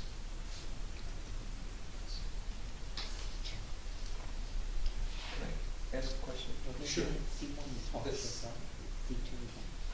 So, that's actually where I'm going, is, so according to what I just said, that's, not a C1 variance. So, C2 apply in this case. I agree, that this, I do not believe, the relief for the hair love sign could be granted under the C1 criteria. There is really no hardship, we looked at, they have very attractive frontage on the front of their sign. No one is going, the front of their building, no one's going to miss their building driving by. I do believe, however, that, and I think what, the chair was, kind of referencing, I do believe that, in referencing the purposes of zoning, the criteria can be granted under the C2, which is the flexible, zoning, and that, I think they've been trying to illustrate that, in this instance, in this location, allowing this signage to continue to be there is a better zoning alternative and does not harm the, intent and purpose of the zoning ordinance. I think, we've heard testimony from the public, about how beautiful and attractive the sign is and how, it, adds some vibrancy to, an interesting block of the streetscape. And so it, brightens up the parking lot a little bit. So I think that you certainly, there's no hardship here, but that's why the C2 criteria exists as well. Could you give more clarity on the C2, specifically what's the statement of what the C2 is? So if my computer did not die, it's been a very long day. I will read directly from our letter. Boards may grant a C2 variance based upon finding that the purposes of zoning enumerated in the MLUL, which our chair referenced a purpose of zoning, are advanced by the deviation from the ordinance, with the benefits of departing from the standards in the ordinance substantially outweighing any detriment to the public good. The Supreme Court ruling in the Kaufman versus Planning Board for Warren Township provides additional guidance on C2 variances, stating that the grant of approval must actually benefit the community in that it represents a better zoning alternative for the property. The focus of the C2 case then will be the characteristics of the land that present an opportunity for improved zoning and planning that will benefit the community. And I think the testimony from the public and also the statements from the board members in this instance really speak to the benefits of the community in this instance. Thank you. Now, we just opened up a bit of a Pandora's box with Mr. Karp's acknowledgement that now the Oaxaca restaurant is going to be told to take their sign down because it's not allowed. Sounds like And- But from a layman's view, they're gonna say, wait, you're telling me I have to take my sign down, but these two are allowed. Okay, so Well, time out, let me see. time out, Wait. time out. I understand your concern. You know what I mean? I just don't wanna open up the board to all of a sudden, No, wait a second, what happened? I understand your concern, and the only reason that it was discussed with this applicant, tenancy, is because they should contact their landlord to have their landlord do what is necessary to be compliant with our ordinance. It's not up to these applicants to do that, but certainly, we are all sitting here, and any one of us, theoretically, we have an obligation to sort of say, that sign's not permitted. If you want it, come and get it as a variance. You can't just hammer something into someone else's wall and think that it's correct. So, and I don't think it's the obligation of these two to perhaps have an issue with a neighbor, I think the appropriate way to handle that is separate and apart from the This people. applicant will be taking it down anyway. Okay, well, You have again, it right. I'm really kind of taken aback. That shouldn't even be part of this application. I know. We have no testimony. Yeah. No evidence. We Yeah. have hearsay photograph. We have a photograph. yeah, I We understand, know it's a permanent sign, a temporary sign, we know nothing about it. yes, And to introduce that, introduce it without it being introduced to the whole group to see what it is, we don't know. And how it all of a sudden snuck into this application. It didn't sneak in. They were talking about the building as it is today, and as it is today is not representative of that picture from 2025. But we know the sign is, from Oaxaca, is attached to this building, Yes. or is it, Yeah. or is it temporary? Well, it's attached to the We building, do- it's not as temporary as any I other feel like you're also building putting that can these be. applicants are not the. This is, Right, it's it's not not their their business. Just one at a time. I'm gonna just say this, I think it muddied the waters, unfortunately. It definitely did, being brought in, and yes, but it's not their sign, they're not promoting that business, they're not part of it. We didn't know that it wasn't their sign. There. But then our sturdy zoning Yeah. officer needs to go look at it. If they're going out there knocking, Yeah. look, just now tomorrow, somebody should be showing them. And we always say it's a case-by-case basis, so we're talking about their signs, Yeah. these two businesses independent, and that's what we're talking about. Right, but isn't the building owner represented here? Yes. Yeah. Maybe he doesn't know, maybe that's. Hold on a second, hold on, here's the thing. There's a release in the packet for an on-site visit. So we are, as board members, obligated to go take a look. We're sign a release. or we can, I we're took not a look at obligated, we five can. thirty-two, the sign was there. Mr. Carp took a look at what time, sir? During the meeting. Okay, for us 5 to o'clock. ignore the existence of that sign, or mural, whatever it is, would be improper. So it should be a part of this record, and the owner who owns the building has agreed that it should be removed, and, if it's not, then I'll call code tomorrow. Yeah, I understand. But I feel like we'd be skirting our duties if we didn't do the site inspection and see that, just like any other application. Okay, so we are at times going far afield from what we need to do. However, I think that the owner is represented. They've agreed to this application, and they have agreed to comply with the resolution of the board. So if there is something that we want to say to Curry Enterprises, Inc. about other signs on their building, we can say that in the resolution. I don't think we should say Hair Love has to do this, or Sign Save and Deliver has to do this, or whatever. The other thing is we need to move on, and we have an unusual situation here legally, because two applicants are in one application. And I think that C1 applies to maybe one of the businesses, and C2 applies to the other business.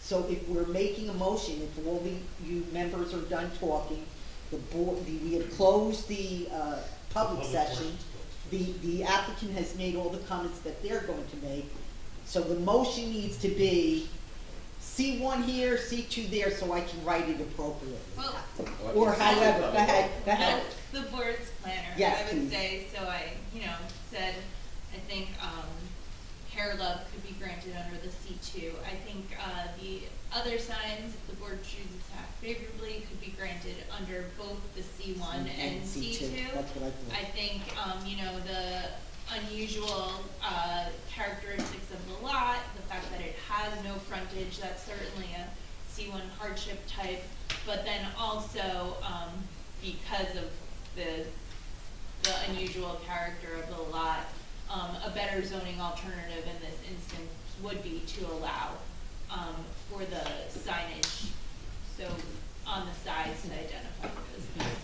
And, do we have a motion from the board? I would make a motion Please. to approve the variances, C1 variance and C2 variance for signed, sealed, and delivered.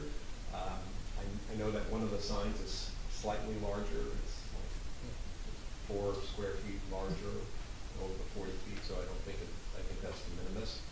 I would also, and for Hair Love, C2 variance, because I believe that it does add to the character of the town. And I would rather look at that than the plain side of that building. Okay. So that's a motion. Second. I'll second that. Second. Mr. Maynard? Yes, I approve. Ms. Mahoney? Yes, I believe that they have demonstrated, based on C1 and C2, that this should be granted. Ms. Saracine? Yes, I approve. I think it's, especially on the street, that is Mr. Bagley? Yeah, I certainly think that Sign Seal Delivered has an exceptional hardship case and should be approved for that reason. I think from the Hair of Love, I'm concerned about sign proliferation in town, the precedent we're setting, but I think this situation is, if that was just a sign like was on your awning that says Hair of Love, come get your hair done here, wouldn't approve it. But from the testimony we've heard about the artistic nature of this and the beautification that it brings to the town, I agree with, should approve that under C2. Mr. Wishbone? Yes, I'm in favor. Thank you. Councilman Nowicki? As I stated earlier, I think that the Hair Love sign is fantastic artwork, and I would agree with a C2 variance and the hardship for the signage for that C1 and C2 applies for the back property appropriately. And I would love for you to come into and present this to the council for consideration of how can we handle urban art in the future. Councilman Quirk? Yes, and I want to say how important it is for the public to be here. I will say that, you get all the paperwork beforehand, and you have your initial feelings, you drive by the place, you go by it every day. But, when you get only because of the input from the residents, from the testimonies, from the discussions here, you really get the sense, only because of that do you get the sense of the C2 variance. And I think that was really powerful in hearing all of that today, so thank you very much. So yes. Mr. Mayor? Art is in the eye of the beholder. Some people will look at that and say, I think it's terrible. I don't. Other people, obviously in the audience, have said they love it and they're in favor. I am in favor because I think it enhances a very dingy part of the parking lot. Having that sign up at least gives something to look at rather than the side of a building. We have plenty of that in town. This is an enhancement, and I'm glad to see it's encouraged. The only thing I'm really irritated about still is the fact that it took 6 years to get here. Now, it's a wonderful, yes, teaching moment that the next time somebody has a mural or a sign, they'll come before they'll get the proper approvals. Because again, we don't want graffiti. We want something that is a positive and enhances the look of the town, wherever it be, Main Street, the beachfront, wherever. I'm in favor. And Chair Coleman? I will stand by my comments about the purpose of zoning item I to promote a desirable visual environment. I think that the Hair Love sign does do that, and I do agree with the C1 variance for signs sealed and delivered based on the unusual location, and this is the best way to handle it. Also, I was kind of hoping that we were going to get some testimony on traffic counts, because that is the highest traffic count wall in the entire town with the Country Farms traffic. So I would vote yes. Congratulations.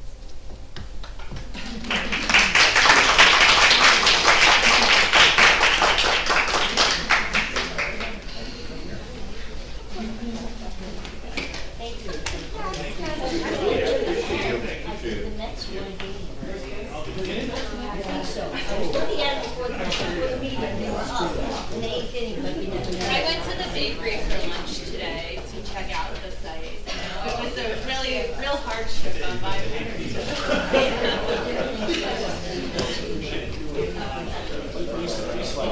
Okay, sure. We're gonna take a 5-minute break, make a motion to take a 5-minute break.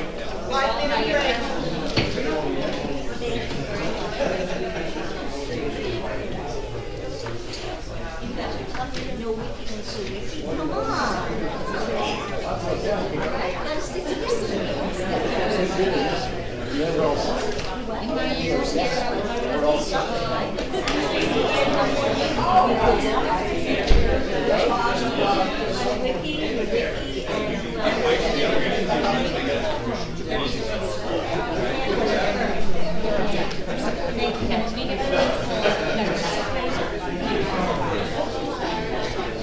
I can usually read the one. I agree. I know exactly the part.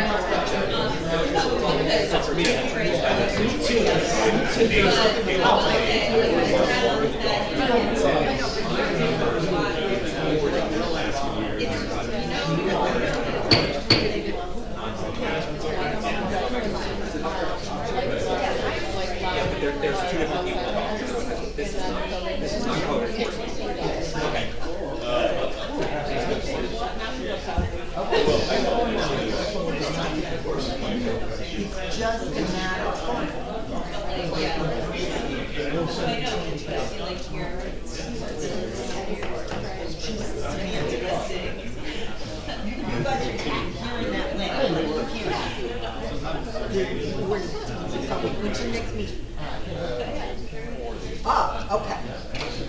You get it. We're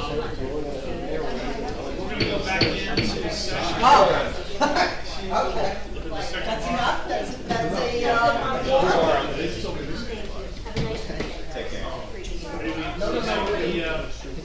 the county. We have the zoning, the determination on the ordinance, whether it is, matches the master plan. This all wrote a very nice overview, so we can. Sure, so you want me to just Yes, go through please. that quickly? Yeah. So this, Oh, ordinance. yeah, can we do roll call, Christie, just to round it up? So we want to give him a seat, have him look to big rotate. Oh, yeah. Oh, good, you got You want your I'm chair good. back? Yeah. Mr. Bagley, Here. Chair Cohen, Here. Councilman Park, Here. Ms. Mahoney, Here. Mr. Mayor, Here. Mr. Mayor, Here. Councilman Nowicki, Here. Ms. Saracen, Here. Mr. Wishbach, Here. Mr. Warnett, Here. Ms. Leahy, Mr. Frederick, Here. and Mr. West. Here. So, we're here tonight to look at ordinance 2026-24, to review it for consistency with the master plan. Ordinance 2026-24 amends, the zoning chapter to create a new section, section 450-72, which is, titled Relief for Groundwater Compliance, to provide limited building height relief where required for groundwater compliance, and it also clarifies applicable definitions. And I found it to be consistent with the master plan. In particular, the 2018 master plan reexamination report recommended that the borough review the definitions of all of its terms in its ordinance for internal consistency with land use regulations and to update outdated terminology. Clarifying applicable definitions does that. And to regularly review the regulations within the land development ordinance against its planning goals and objectives, and clarifying, amending, and updating where appropriate. The proposed ordinance includes revisions to the ordinance definitions as they relate to basement cellars, crawl spaces, and incidental storage, and it updates the land development ordinance to provide building height relief for groundwater compliance as it relates to subgrade garages and basements, which is, updating the land development ordinance where appropriate. So as such, I believe it's consistent with the master plan. That being said, the subgrade garages were handled under the previous ordinance change. Correct. Correct, okay. That was 2619, 2026-19. We looked at that, was it the last meeting or 2 meetings Two ago? meetings, I 2 think. meetings ago, yeah. But there are, I did conference a little bit with Ms. Rizzuto, and there are some issues Yes. that I think we should just review, and it's basically semantics and Correct. and legal concepts in terms of the ordinance. Yes. I'm assuming there are going to be minor changes when it gets sent to the council.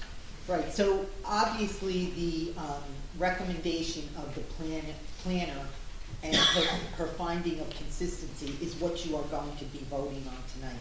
What I'm going to tell you about is that there's some language in the ordinance that needs to be tightened up a little bit so that there is no problem with everyone understanding what the definitions are and understanding what the purpose of it is. What I have to say is not about whether it is consistent with the master plan or not. Christine's report covers that, and that's what you are going to have your vote on. However, I did have some general things that I have to change throughout the ordinance. For example, at one point it says consistent with this ordinance. Then it says consistent with this chapter. Then it says consistent with the code. So there are multiple things being said that are inaccurate. In other words, we want to say we need to have, for example, in the basement definition, in the third section, we need to specify that we mean chapter 450 of the zoning, which is the zoning code. So it's going to read Borough Code Chapter 450 zoning, so that there's no discrepancy about what we are relying upon. That happens a number of times throughout the definitions that we're doing and through, I don't think there's anything in the actual ordinance. So what you are doing is you're putting 3 definitions into the definition section, and then you're having the meat of the ordinance, which is what we're going to do if someone needs to do a groundwater compliance application. Not just to us, the first application for that goes to the zoning officer. If the zoning officer grants it, we don't see it. So if there is a variance, we will see it, and we will have the paperwork that is talked about in this ordinance. So in my referral letter over to the governing body, I'm going to tell them about the changes that we are seeking for the semantic type of language. I just take them briefly from the start of the 6 pages of this ordinance. First, I'm going to put some page numbers in it because we need page numbers.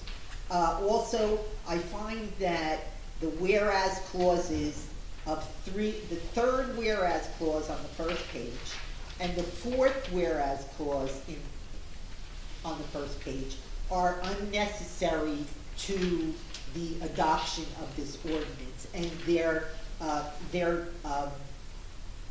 not helpful for the application of this ordinance. All that really needs to be said here in the whereases is whereas the borough finds it is necessary to clarify how groundwater related height relief affects classification of spaces, the basement, the cellar, or the crawl space.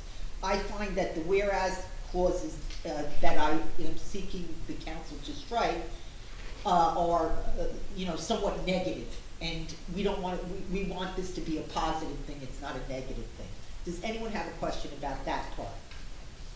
Okay, we move on. I have Go a ahead. question. So you're saying whereas strict application of maximum building height limits may create hardship and Right. discourage compliance? Right. That's the one that you wanted to strike. Yeah. I think the intent of that was that we're trying to give some rationale. Yes, yes, and my problem with this is it's as if we are inviting someone to determine that they have a hardship with maximum building height, about maximum building height. The purpose of this ordinance is they have a groundwater compliance issue, not a height issue. So I find that this language is unnecessary and muddies the waters. One causes the other, though. Yeah, I understand what you're saying, but it's not something that we need in the legislative history of this ordinance, which is what the whereas clauses are. And if there is a challenge by any chance to this ordinance or some applicant in the future, that language is not helpful to the borough and not necessary for this ordinance. And that is also accurate for the next one, and the language in that whereas clause. We're criticizing our own ordinances. And really, a planner, I believe, would have a field day. Yeah. I don't know what Ms. Bell's gonna say.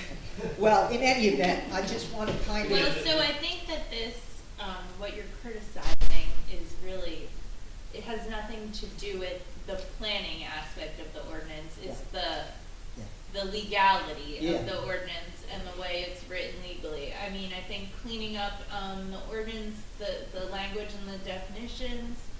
Code, ordinance, yeah. I'm sure, there might be other instances throughout the land use ordinance where it says this ordinance or chapter probably typically says, section whatever. Yeah. I would think just for consistency, it makes sense to do that. I am not an attorney. I'm sorry, like I said, it's been a very long day. I wouldn't touch personally, right? Like for me as a planner, I don't even really look at the whereas sections because that's not. I don't have anything to do with that. That is a legal issue. Again, our intent is to, or I believe the intent of the council. I know, I'll speak for my own intent, is that people are impacted by the additional 2 feet that we're adding. If if they want a basement, they need relief. And that way, they're granted the height relief if their basement situation and water table apply. We really don't want people to come in and say, I want more volume, I want that extra 2 feet, and it's your fault because your ordinances are inconsistent and ambiguous. Yeah, that's already happened. Oh, yeah? Yeah, the building department got the construction office got saying, oh, we submitted plans, but we want to change them. We'd like 2 more feet of. Yeah, see, so. Which I think that is the intent of this ordinance, right, to clear up the ambiguity. Yeah. And that is, why I found it to be consistent with your master plan, because your master plan, recommends, you reevaluate the ordinances and clean them up.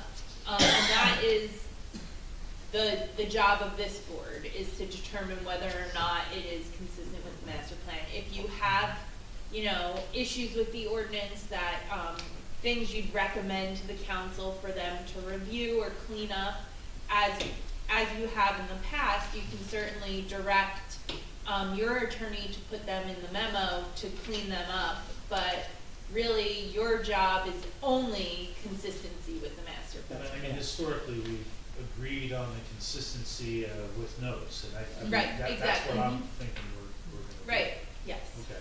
And I'm certainly gonna review it with, the town attorney, the borough attorney, and make sure, he's okay with it. Moving on to definition of basement, I also am suggesting a format issue because the definition now is going from 1 paragraph to 6. So we're gonna label those paragraphs A, B, C, D, E. It's just better for reading the paragraphs. And a judge can say, I'm gonna strike section B of the basement definition and leave everything else, right? He doesn't have to decide between, it helps in the overall looking at things. The only thing that I have a problem with other than, borough code, borough ordinance, chapter, I'll change those. But in the definition, in the very first paragraph, we have a problem with, it should be a height of at least 7 feet. And all your other definitions say that at least thing. In other words, in cellar, it's fine, and in cellar meaning the seller, like not a seller or a buyer, seller, and crawl space, you don't have, it says at least. So this is something that we're gonna fix in the basement, and Mr. Karp is shaking his head correct. At least 7 feet, yeah. Also, in the last section of basement, and this too is repeated in the cellar definition and in the crawl space definition. So if you're looking at it, it's the last section. For purposes of enforcement, the classification of a basement shall be determined based upon physical characteristics, actual or intended use, not what the architect puts on his plans. That's a illustrious purpose that we want to meet. But I also want to put in, it's based upon this definition as well as what the physical characteristics are and what the actual or intended use. So in each of the 3 definitions, I'm going to put based on this definition, because that's the first thing a zoning officer or a code officer should look at. Does it meet the definition section? So that's, again, that's a clarification that is apparent to me, and so that's what we're going to do there. I'll talk about incidental storage when we get to that definition, because that's the 4th definition. But again, looking now at cellar, the definition of cellar, and there is A, B, C, D, E. So there's 5 paragraphs now. In the third paragraph, a cellar shall be considered a non-habitable space. We don't want anyone having a bedroom or a kitchen in the cellar or in the crawl space. What we are saying to them is it can't be used for sleeping, living, or dwelling. And then it says shall be limited to storage, building systems, and utilities. In the crawl space, you also have mechanical equipment, and you also have a difference between storage and incidental storage. So for consistency in these definitions, I think that saying that a crawl space and, in this case, the cellar, can be for storage, incidental storage, building systems, mechanical, and utilities. So now we have, we have the, now just understand, in basement, which is 7 feet or more, we're not putting what they can do in the basement. They can do anything in the basement other than it shall be, they can even have it habitable in the basement. So we don't tell them suggestions about what they can do. In the cellar and crawl space definitions, we give them ideas that don't include habitability. No habitability in cellars or crawl spaces. So again, I'm going to use the consistent language. Also, I find that using the terminology of permitted uses is inappropriate in these definitions because we do not zone for a room called a basement and say, what are the permitted uses in the basement? What we do say is, the usage in the basement can be, so that's what I want to put there. The usage in basement can be storage, mechanical, the 5 things that you do have. So the term permitted uses is a term of art in drafting land use ordinances, and it mucks things up. Go ahead. When you say usages can be though, yeah. So you're suggesting that these can be, it doesn't limit only to those. I know, but if you read what you say shall be limited. Right, no, that's what I'm saying. You're changing that you're not limiting. No, I'm gonna say usage, instead of saying permitted uses, I'm gonna say usage of a cellar shall be limited to storage, building systems, utilities. Okay? Okay. Yeah. Okay. I thought it And was again, such, it can be such as. No, Which is no, more open-ended. No, we're Okay. gonna be specific, and theoretically, like, you know, I can't figure what someone would wanna do in a cellar that's not 7 feet tall. I guess you could put a game room in there or something, but we're not suggesting game rooms in under 7 feet. We're not suggesting game rooms in crawl space. We're saying use it for storage, use it for mechanicals, use it for utilities. Put your machines down there, whatever you need to do, that's fine. But we don't want it being used as living space. Most definitely not living space. So that's that. Now crawl space, again, whenever there's a section reference, we're gonna have the section that we're talking about. Again, it says permitted uses. I'm gonna say a crawl space, the usage for a crawl space shall be limited to, and I'm gonna repeat the 5 things that you have, and that's all I have to say with respect to this. The incidental storage. Can I cover that one? What? The incidental storage? Yeah, but, Okay. yeah, but you have to say certain things. Yeah, sure. Go ahead. Well, I mean, I think the first 3 bullet points are not really necessary. To say it can't include furniture, appliances, or materials indicative of habitable occupancy, people are gonna wanna store their outdoor furniture and things in there, In so. the crawl space. You know, so I think that there's really no reason for that. And it doesn't involve the installation of shelving, partitions, or flooring. I mean, I've had a crawl space that was 6 blocks, and I had carpeting down there to get to my shelving at the other end. I mean, it's storage, so I don't believe that should be covered there. And then the 4th bullet point, it says it does not include the storage of hazardous, perishable, or flood susceptible materials. I think we should just strike perishable or flood susceptible materials. Everything is flood susceptible, so I think you can just cut that right in half. It does not include the storage of hazardous material, and leave it at that. Yeah. Those were my notes. If anyone has anything different. Yeah, and again, with that section, what the writing is it says incidental storage shall be characterized by all of the following. But all of the following is actually not what incidental storage is. They all say it's not furniture, it's not shelving, it's not, all of the, so it's a reverse negative, basically. So I'm gonna clean that up, and I'm going to, I think I even said we should distinguish and allow indoor furniture in outdoor furniture in crawl spaces. Again, I don't think we should be too restrictive. Yeah. No hazardous materials, you can put your bikes down there, or Yeah. whatever else you can fit. but Yeah. There's no reason for us to be that involved with it, but again, we're gonna, determine, the letter will reflect, based on our vote tonight, the determination.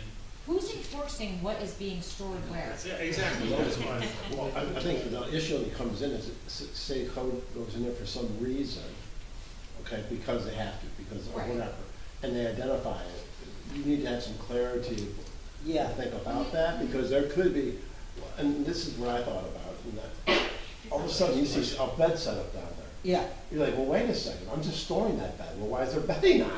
Yeah. You can get into these areas, and so some guidance from legal, what do you not, or Yeah. include? Well, I think you differentiate between outdoor and indoor in that case, but Right. like, But I might have an old bed that I just want to, the headboard and footboard, just store down there, or some extra chairs for my dining room, what's wrong with that? Yeah, well, it's a crawl space. That stuff will last in a crawl space. Presumably a crawl space is open some. Not all, No, no. those are, Not- yeah.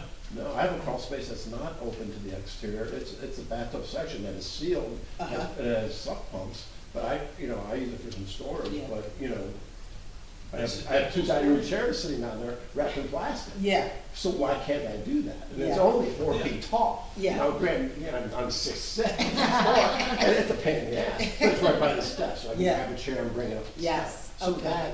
so when I read that, I'm like, oh my God, I'm not gonna be in compliance. I have a chair stored down there. Okay, so I think that I am hearing that you're okay with what this is, but clean it up a little bit. Right, and get rid of I don't think it should be so restrictive, but there has to be some level of, Well, do you agree with what the chair said? Yes, I do. He doesn't want to put in bullet point, Bullet points, the first three, and then, the second half of the fourth one. yeah, I'm okay with that, because that basically takes out the limitation of, you can store furniture down there, but. Yeah. yeah, and the fourth one, we are gonna say hazardous Hazardous materials materials, yeah. are prohibited. Yeah. Okay. And Hazardous, So, no what's incidental hazardous? storage Can of you store a hazardous. can of paint down there? Is that hazardous? Latex. Yeah, that's, No, yeah. Well, I don't know, that's what I'm saying. that's under the definition, it's flammable. Yeah. But again, it's not our purview to be inspecting these things, it's. Well, that's what Christie is saying, and Yeah. of course, that enacting an ordinance that isn't going to be easily enforced, it's only gonna be enforced if a code enforcement officer happens to go there to see some. So then they don't issue a violation right away, they give him a warning and time to comply. So if he saw 25 cans of paint, he would tell the guy, you trying to burn down your house? Take that out of that crawl space. I don't know. But that doesn't necessarily stop us from putting, 25 cans of paint. Yeah. or putting a regulation in place, right? Yeah. There's something that says you can't have a garbage disposal in your sink. I bet you there are garbage disposals in Bradley Beach, because no one's ever like checked underneath the sink.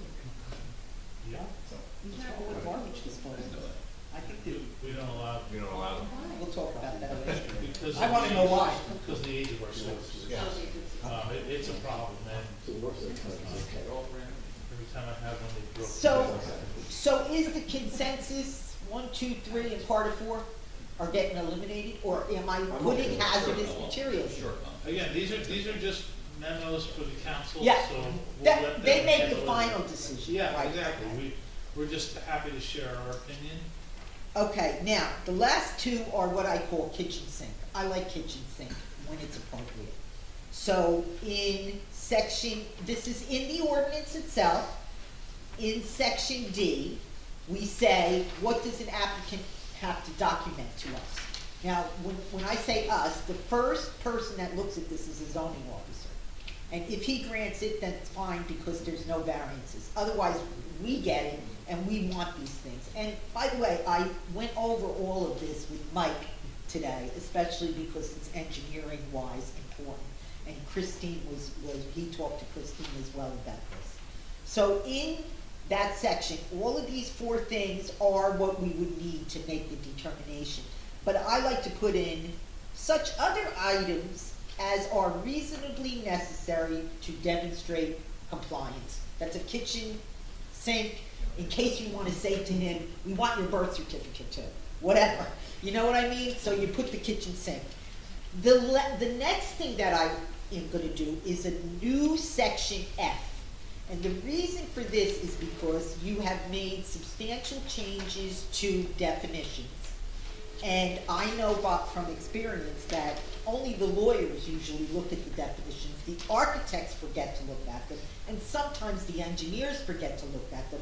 And then you get a plan that follows what 45072 says, but has no idea that we changed the definitions in the basement. So in F, I'm going to state there are specific definitions relevant to this code, section 72. Go look at the definition section. So I'm throwing that in there so that no one has an excuse up here. Oh, I didn't know to look at the definition. We told you to look at the definitions. So that is a change that I call kitchen sink. Perfect. Can I have one question? Yes. One question. But you didn't get over about the relief for groundwater compliance. Yeah. Is it the town's intent to allow people to raise the houses 2 feet? Is it their intent? Well, why not, if they have a basement, they can turn into a crawl space and you don't have to raise the house? Is there a way, this is what we want, houses being raised 2 feet automatically if they hit a groundwater issue without, now I'm not saying they may come in with a basement, I mean a crawl space or a cellar instead of a basement. If they have a basement, it should be stated that, whoa, this is a last resort. Yeah, so just as an example, I live on Monmouth, I built a new house, right? And my groundwater was way high. Yeah. And I chose not to put a basement in and put a crawl space And you because maintained height. and exact was limited to a 35-foot height. Right. So I couldn't do a basement unless I wanted to shrink my ceilings on each floor. And then even then, I don't know if I could have accomplished it. But I also knew I couldn't go any deeper, even though I was, because I knew the groundwater was there. So what the intent of this was that why are we limiting people to the 35-foot height? Because we can encourage them to, and then lie about their, not do their groundwater, or lie about their groundwater elevations. That's what we stuck in here. You have to document it. Yeah. But to still allow people to be able to have a full height basement, why is where did 35 feet come from? Well, that's all. You can't make that out. And so we could go to 37 feet or 38 feet. What's the difference? They used to be, well, the half-story issue. Remember the half-story issue? And we proved, previous board, we proved some projects that allowed over height. I was out there, You were the biggest. And also, add one more point to this. We're also thinking about the Real CAF zone that is going to be coming July 20th, and this thing gets pushed off. And what that's going to do is say you can't have any basement. Everything east of Madison or east of Fletcher Lake, basically, is not going to be able to have basements, crawl spaces, or anything with any equipment in them based on the DEP Real rules. And so everything. Well, I'll put money on it right now. Okay, but right now we don't know that. We have, as a town, we have to react to that. And understand. so we're looking at all this knowing that, and then this really would start to apply towards the western part of the town where you're not gonna be in CAF. So right now, in the eastern part where CAF is coming, this still applies. But if CAF happens, Well, they take, we deal with it then. well, but we're not dealing with that today. I'm just wondering though, is the town's intent though, say, Yes, say that you it's can, a real- that you potentially, so you can maintain it and still build a basement, comply with the groundwater rules, and you could raise your house up those extra 2 feet. there should be some language in there that should be the last resort. You have a basement and you'll be forced to go up 2 feet, then you bring your basement down. You're not forced to go up 2 feet. No, but they want people going to, you know They're that. gonna take advantage, you were You know gracious, that. you were a gracious home. I could've came for a You were a variance. responsible builder, when you built They're your home, calm. because you didn't go for the basement option, you were kind and you were crawl space, and you stuck to the height requirement. Right. We see people all the time who want more, More more, height. more. Right. So there, I just feel like giving them the 2 inches, it's like, or giving 2 them 2 feet. feet, it's giving them miles. Like, you know that people are going to want, because they're gonna just see if they can get it. And But then we're it's gonna be limiting, variance, and then we're gonna be but we're talking limit, about we're it. limiting all the seal, we're maintaining every, floor elevation. But still 9 Right, feet, so 8 as it feet. is, as it Right, is right. today, and so what we're saying is we're still gonna, if you comply with this, because of your groundwater, and you have a perched water table, your neighbor may not, but I do. Why can't I have a basement? So But we're the allowing logic- that to happen. The logic was though, why we didn't want staggered roof lines, looking down streetscape. You have that already. But you're gonna exacerbate it, if things get redeveloped, you will exacerbate it, people are sitting on high water tables, the house is gonna come up, it's guaranteed. Yes. But it doesn't necessarily have to, unless if they come in with a crawl space, and they're just barely above the water line, then this We could kick do in. that. We could do that. We could say you have a high water table, and you just aren't gonna be able to put a basement in. And what happens if you can't put a crawl space in? Well, then you have a slab. That's the way it goes, that's just the way it goes. Or are they gonna come in for variances? They can and come all they're- they want. And they're gonna come or say, I'm gonna raise my elevation of my lot, so I can, so. Has that been defined yet? In our No, ordinance, those would be variances. Those would all be variances. But So we're also trying to limit this board's necessity to roll on more and more variances, because we instituted groundwater control. We're not looking to create more load. We're trying to find something that's a balance for community and development to be able to afford a resident builder to be able to build what everybody else is building today. I think it's very magnanimous, the viewpoint of it, but I have a feeling that, see, over the years, you give an inch here, people are gonna come, and they're gonna push it, and. Only if they have the groundwater, they're gonna push it to get the additional height. But is it, But does then we there's slab. want though, houses raised above people? When you could keep it at the 35 feet, by reducing Which a is what I basement. did. Because you were kind, but that's my point. We see people in front of us who are greedy, and they just, and I always think this way, which is awful. If you want, more than 3 or 4 variances, you're just overreaching and being greedy. And we see that all the time. And that goes to the whole roof line thing. Like, it's just, what are we big picture planning on our vision for the town? And this is the opportunity to have a vision and to be kind and to think long-term. Right, And so. but can you really tell a that's difference? That's my Right. concern. Oh, you're gonna use Can you my really argument. tell You're the gonna use my difference of argument. 2 feet? Can you You're really gonna see use the my difference of argument. 2 feet? When you look 35 to 37 feet, not in No, the you're air, not. can In we reality, see you're the not. difference? I totally agree with you, because I've had that discussion. You're not gonna see, you're not gonna It's see. not like this, it's 2 feet, and over 30, But over it's just the 37 point feet of in the it all. air, I just It's see it. just the point of it all. And the other problem we have in this town is that there's a property here that's elevated 7 feet of fill that we're using as our resident grade. The next house doesn't have that fill. But that ground level's only 35 feet. So you already have 7 feet of a difference of the height of elevations. That's all over the town. It is, and when you sit on your porch, then that person, because the house next door, they're jacked up that high, and the other person is jacked up that low. And we're not allowing and that's anybody, not kind. and we're not allowing anybody to come back in and add more fill to make it equal to that house next door. That's legit. So how much do we constrain development? and not allow it, when there's an easy way to solve a problem to really, what is important is the groundwater. A 2-foot elevation difference, we felt, or I feel personally, that I think it's, the relief of that is responsible. And I would have loved to been able to have that opportunity for relief when I built mine. I don't know that I would have put a basement in, but I would have been able to raise my house an extra 2 feet and be able maybe still to put it and get myself further out of the floodway. That now I'm going to have to deal with CAF because now I'm. Well, when that happens, forget it.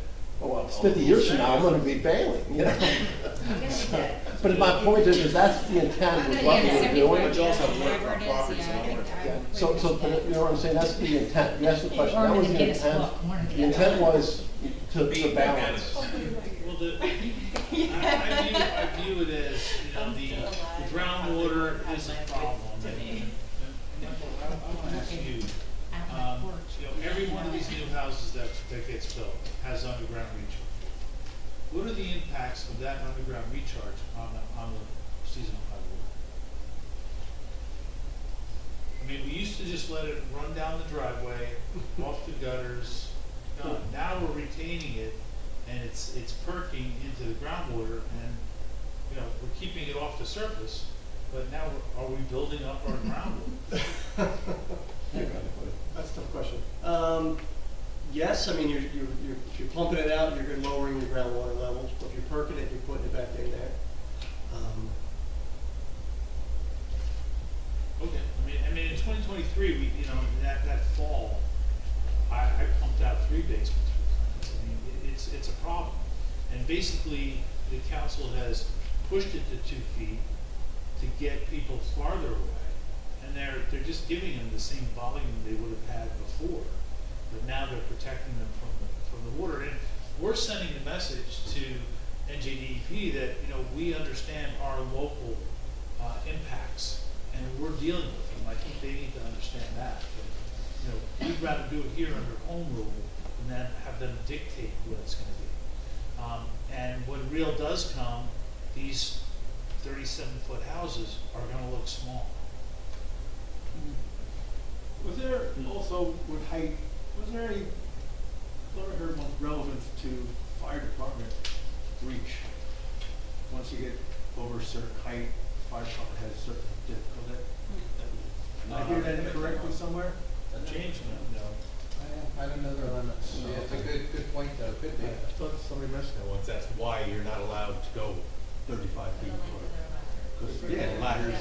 I heard that at Jersey Shore Hospital, but that the data tower that they built, those top 2 floors, their offices in a hotel or hospital rooms, I should say, because they can't get that far. That's a very valid point. Do we have fire equipment that can reach up to one elevation? That's a. Well, we should ask if we have to, conform with the real rules as of July 20th. That's what we. They don't care. Well, They told us we have to allow 4 feet. The GW But, they didn't tell us we have to allow 4 feet. They want people to build 4 feet above what currently is. Right, which means. But build less in house. our town, that would be 39. We allow 35, that would be 39. Or you say, no, you only can do 35, no, it says you only can go 35, but you're gonna raise everything up, so you're just gonna squeeze your house envelope, and now you can only build a smaller volume of home Yeah. in Bradley Beach, in the CAF zone. And they're gonna want full building. And which then, affects everything. Section C, covers it, because we're limiting the volume based on the floor to ceiling heights. So we're taking that into account. Taking away 2 feet from below, we're giving it above, but we're getting people away from the water table. So, I believe it is consistent with the master plan, and then again, it shows that we understand the conditions here. So those are my feelings on it. I'll let the board make a motion on, their determination.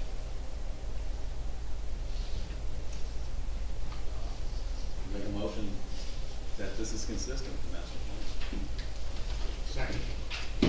With the changes or the cleaning up. Yeah, well, I'm just doing a separate letter for that. It'll go separately with the master can't, report. Yeah, usually I send like a transmittal, will include Yes. a letter with recommendations. Yes, correct, and I think they're having it on June 4th, so we wanna get that in, I want to discuss with, Greg Cannon, Okay. and then, get that out there. What is the window, these new rules, if they ever go through? When is- So, Well, they've been adopted. they're But adopted. they July have- 20th. July 20th is when, the grandfathering ends. So they've been adopted, but for the first 180 days, you can, your grandfather kind of under what is existing previously to January 20th. But as of July 20th, they will be completely in effect unless something changes between then and now. So anybody who submits permit applications Prior to that date.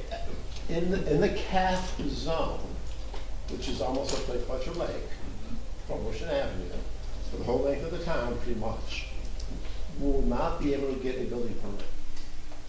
Because we don't have our ordinances in place to allow them to build.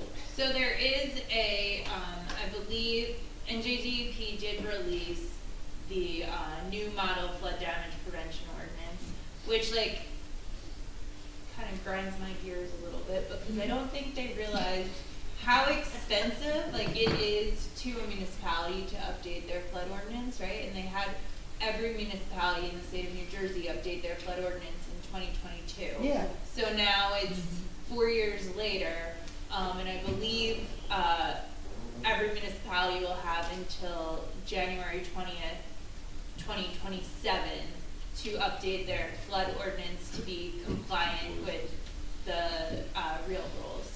But no new But permits no, could be yeah, so issued. until we do that, we can't have a permit. Yeah, and the resolution we did to the governor and the assembly Yeah. was to give us the model ordinances, give us the direction. So the model ordinances have been out for a few weeks, a month, I don't know. I do know that most towns I work in have not been chomping at the bit to update their flood ordinance. Nope. They're like, let's kind of just wait and see what happens come July, And there are lawsuits. Yeah. Yeah, the lawsuits are here. Well, there are two lawsuits pending. One is, we're in it because we're in, Monmouth County. So Monmouth County, Ocean County, and Cape May are in one lawsuit. That's a big one. Then the other one is a The New Jersey conglomerate- Builders Association. Right, New Jersey Building Association. But the other aspect that might come, and which you all should be aware of, and you probably are, and I didn't realize this, is that the DEP did this without the benefit of legislation. They did it as part of their rule-making authority. Normally, the people that you elect. It's called Create- delegation. Yeah. And that's illegal. Right, That's- the people that it's you not elect constitutional. create a law, and then they tell their agency, make rules. There is no law supporting these rules. They were done by the DEP because the DEP determined that we want to follow rules for 2100, the year 2100, 75 years from now. We want to follow rules. Now the legislature has taken up, because the legislature can overrule these rules. They're gonna do their job. They can do their Their job. job. They're elected to make big decisions like this kind of regulation, which costs people a lot of money. Well, I I didn't mean, think you they know. delegated. And so now they're mad that someone else did it, and they have introduced legislation to knock the real rules out. We don't know if any of this is gonna happen at any time. So we're doing something affirmative here to deal with our town, fine. And whether or not real comes in is gonna be, it's here. We'll worry about when it gets implemented. Like Christine said, they're in effect right now. If you are able to get a package into the DEP by July 20th, that's not the end. You have to be approved. Not the DEP, to the town. Municipality, yeah. For the municipality by July 20th. After July 20th, you had to submit your permit to Yeah. GP, Right. to the DEP. Right, As well okay. as have our ordinances in place. Right. Only if you're in the cabinet. If you're in the CAF. Okay, I see. I But- understand that. I think, did you make a motion? Yes, I did. Yes, motion and second, and now we can go. Like Mr. Riley, you were my second, correct? Mr. Maynard, Yes. Ms. Mahoney, Yes. Ms. Saracen, Mr. Bagley, Yes. Mr. Wishbone, Yes. Councilman Nowicki, Yes. Councilman Quirk, Yes. Mr. Warnett, Yes. Ms. Lady, Yes. Mr. Frederick, Yes. Mr. West, Yes. Mr. Mayor, Yes. and Chair Cohen. How many people is that, please? Oh, it's a lot. A lot. It was everyone. I mean, 13. 13, okay. That's what I have, 13. Okay. Yeah. I'll be sending that up to you. Yeah, so the you sooner look, you have to we look can at get it. it to them, Mr. Cannon. We have no old business. Do you have any scheduling, Christie, you want to? We do have stuff next month. Okay. Okay, so we already know Ms. Leahy will not be here, so if there's anybody else who will not be in attendance, please let me know. What's the date of that? That is, June 18th. Okay. So. Yeah, think about your I thought it was schedules. the following week, the 25th. Think about your summer schedules, Yeah. because we have some applications Yeah. pending. We're not I quite sure have when they're coming. potentially 3 somewhat smaller applications. Well, two are, one maybe not so We've much. been here for 2 hours. But that's why I'm a little scared. I try not to schedule more than like one application, but I don't really have a choice, so. Are they represented? Or those 3 represented? One is an attorney. Oh. What about the use variance? Is there a lawyer on that case? No, there is not. Oh, one of them was a use variance? Yes. For any of And, these? the one, I'm just waiting on the completeness, I think it's gonna be fine. What, the fence? The fence, and somebody's looking for a fence in the front yard. I'll try reaching out to them, and they didn't provide any details on the fence. They didn't. Okay, so possibly 3, definitely 2 Possibly 3. that I know of, cause I sent them the scheduling letter, so there's definitely 2.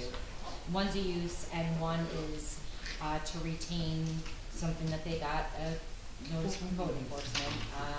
It was, They were approved to do something and I guess, I don't know what happened. They did something else? They have, pavers, in their apron instead. yeah, they did a paver stone apron instead of concrete. They went to the town, got construction and everything, and 6 years later, they flagged them for, having a paver stone But the apron. permits were, They got permits, they got approval, they. For the signed- pavers? I don't know that No, was for that for an material. apron. For an apron. For an apron, yes. For an apron. 6 years ago. About 20, well, I'll have to double check, I think it was about 6 years ago. We're not gonna talk about the Oh, application. sorry. anything for July? As of right now, nothing for July. Okay, so maybe we'll get a vacation. That would be awesome. Are we scheduled for August? We are, We are, okay. Great. we are. Okay, so. Second. Adjourning? All in favor? Aye. Thank you. How's it going?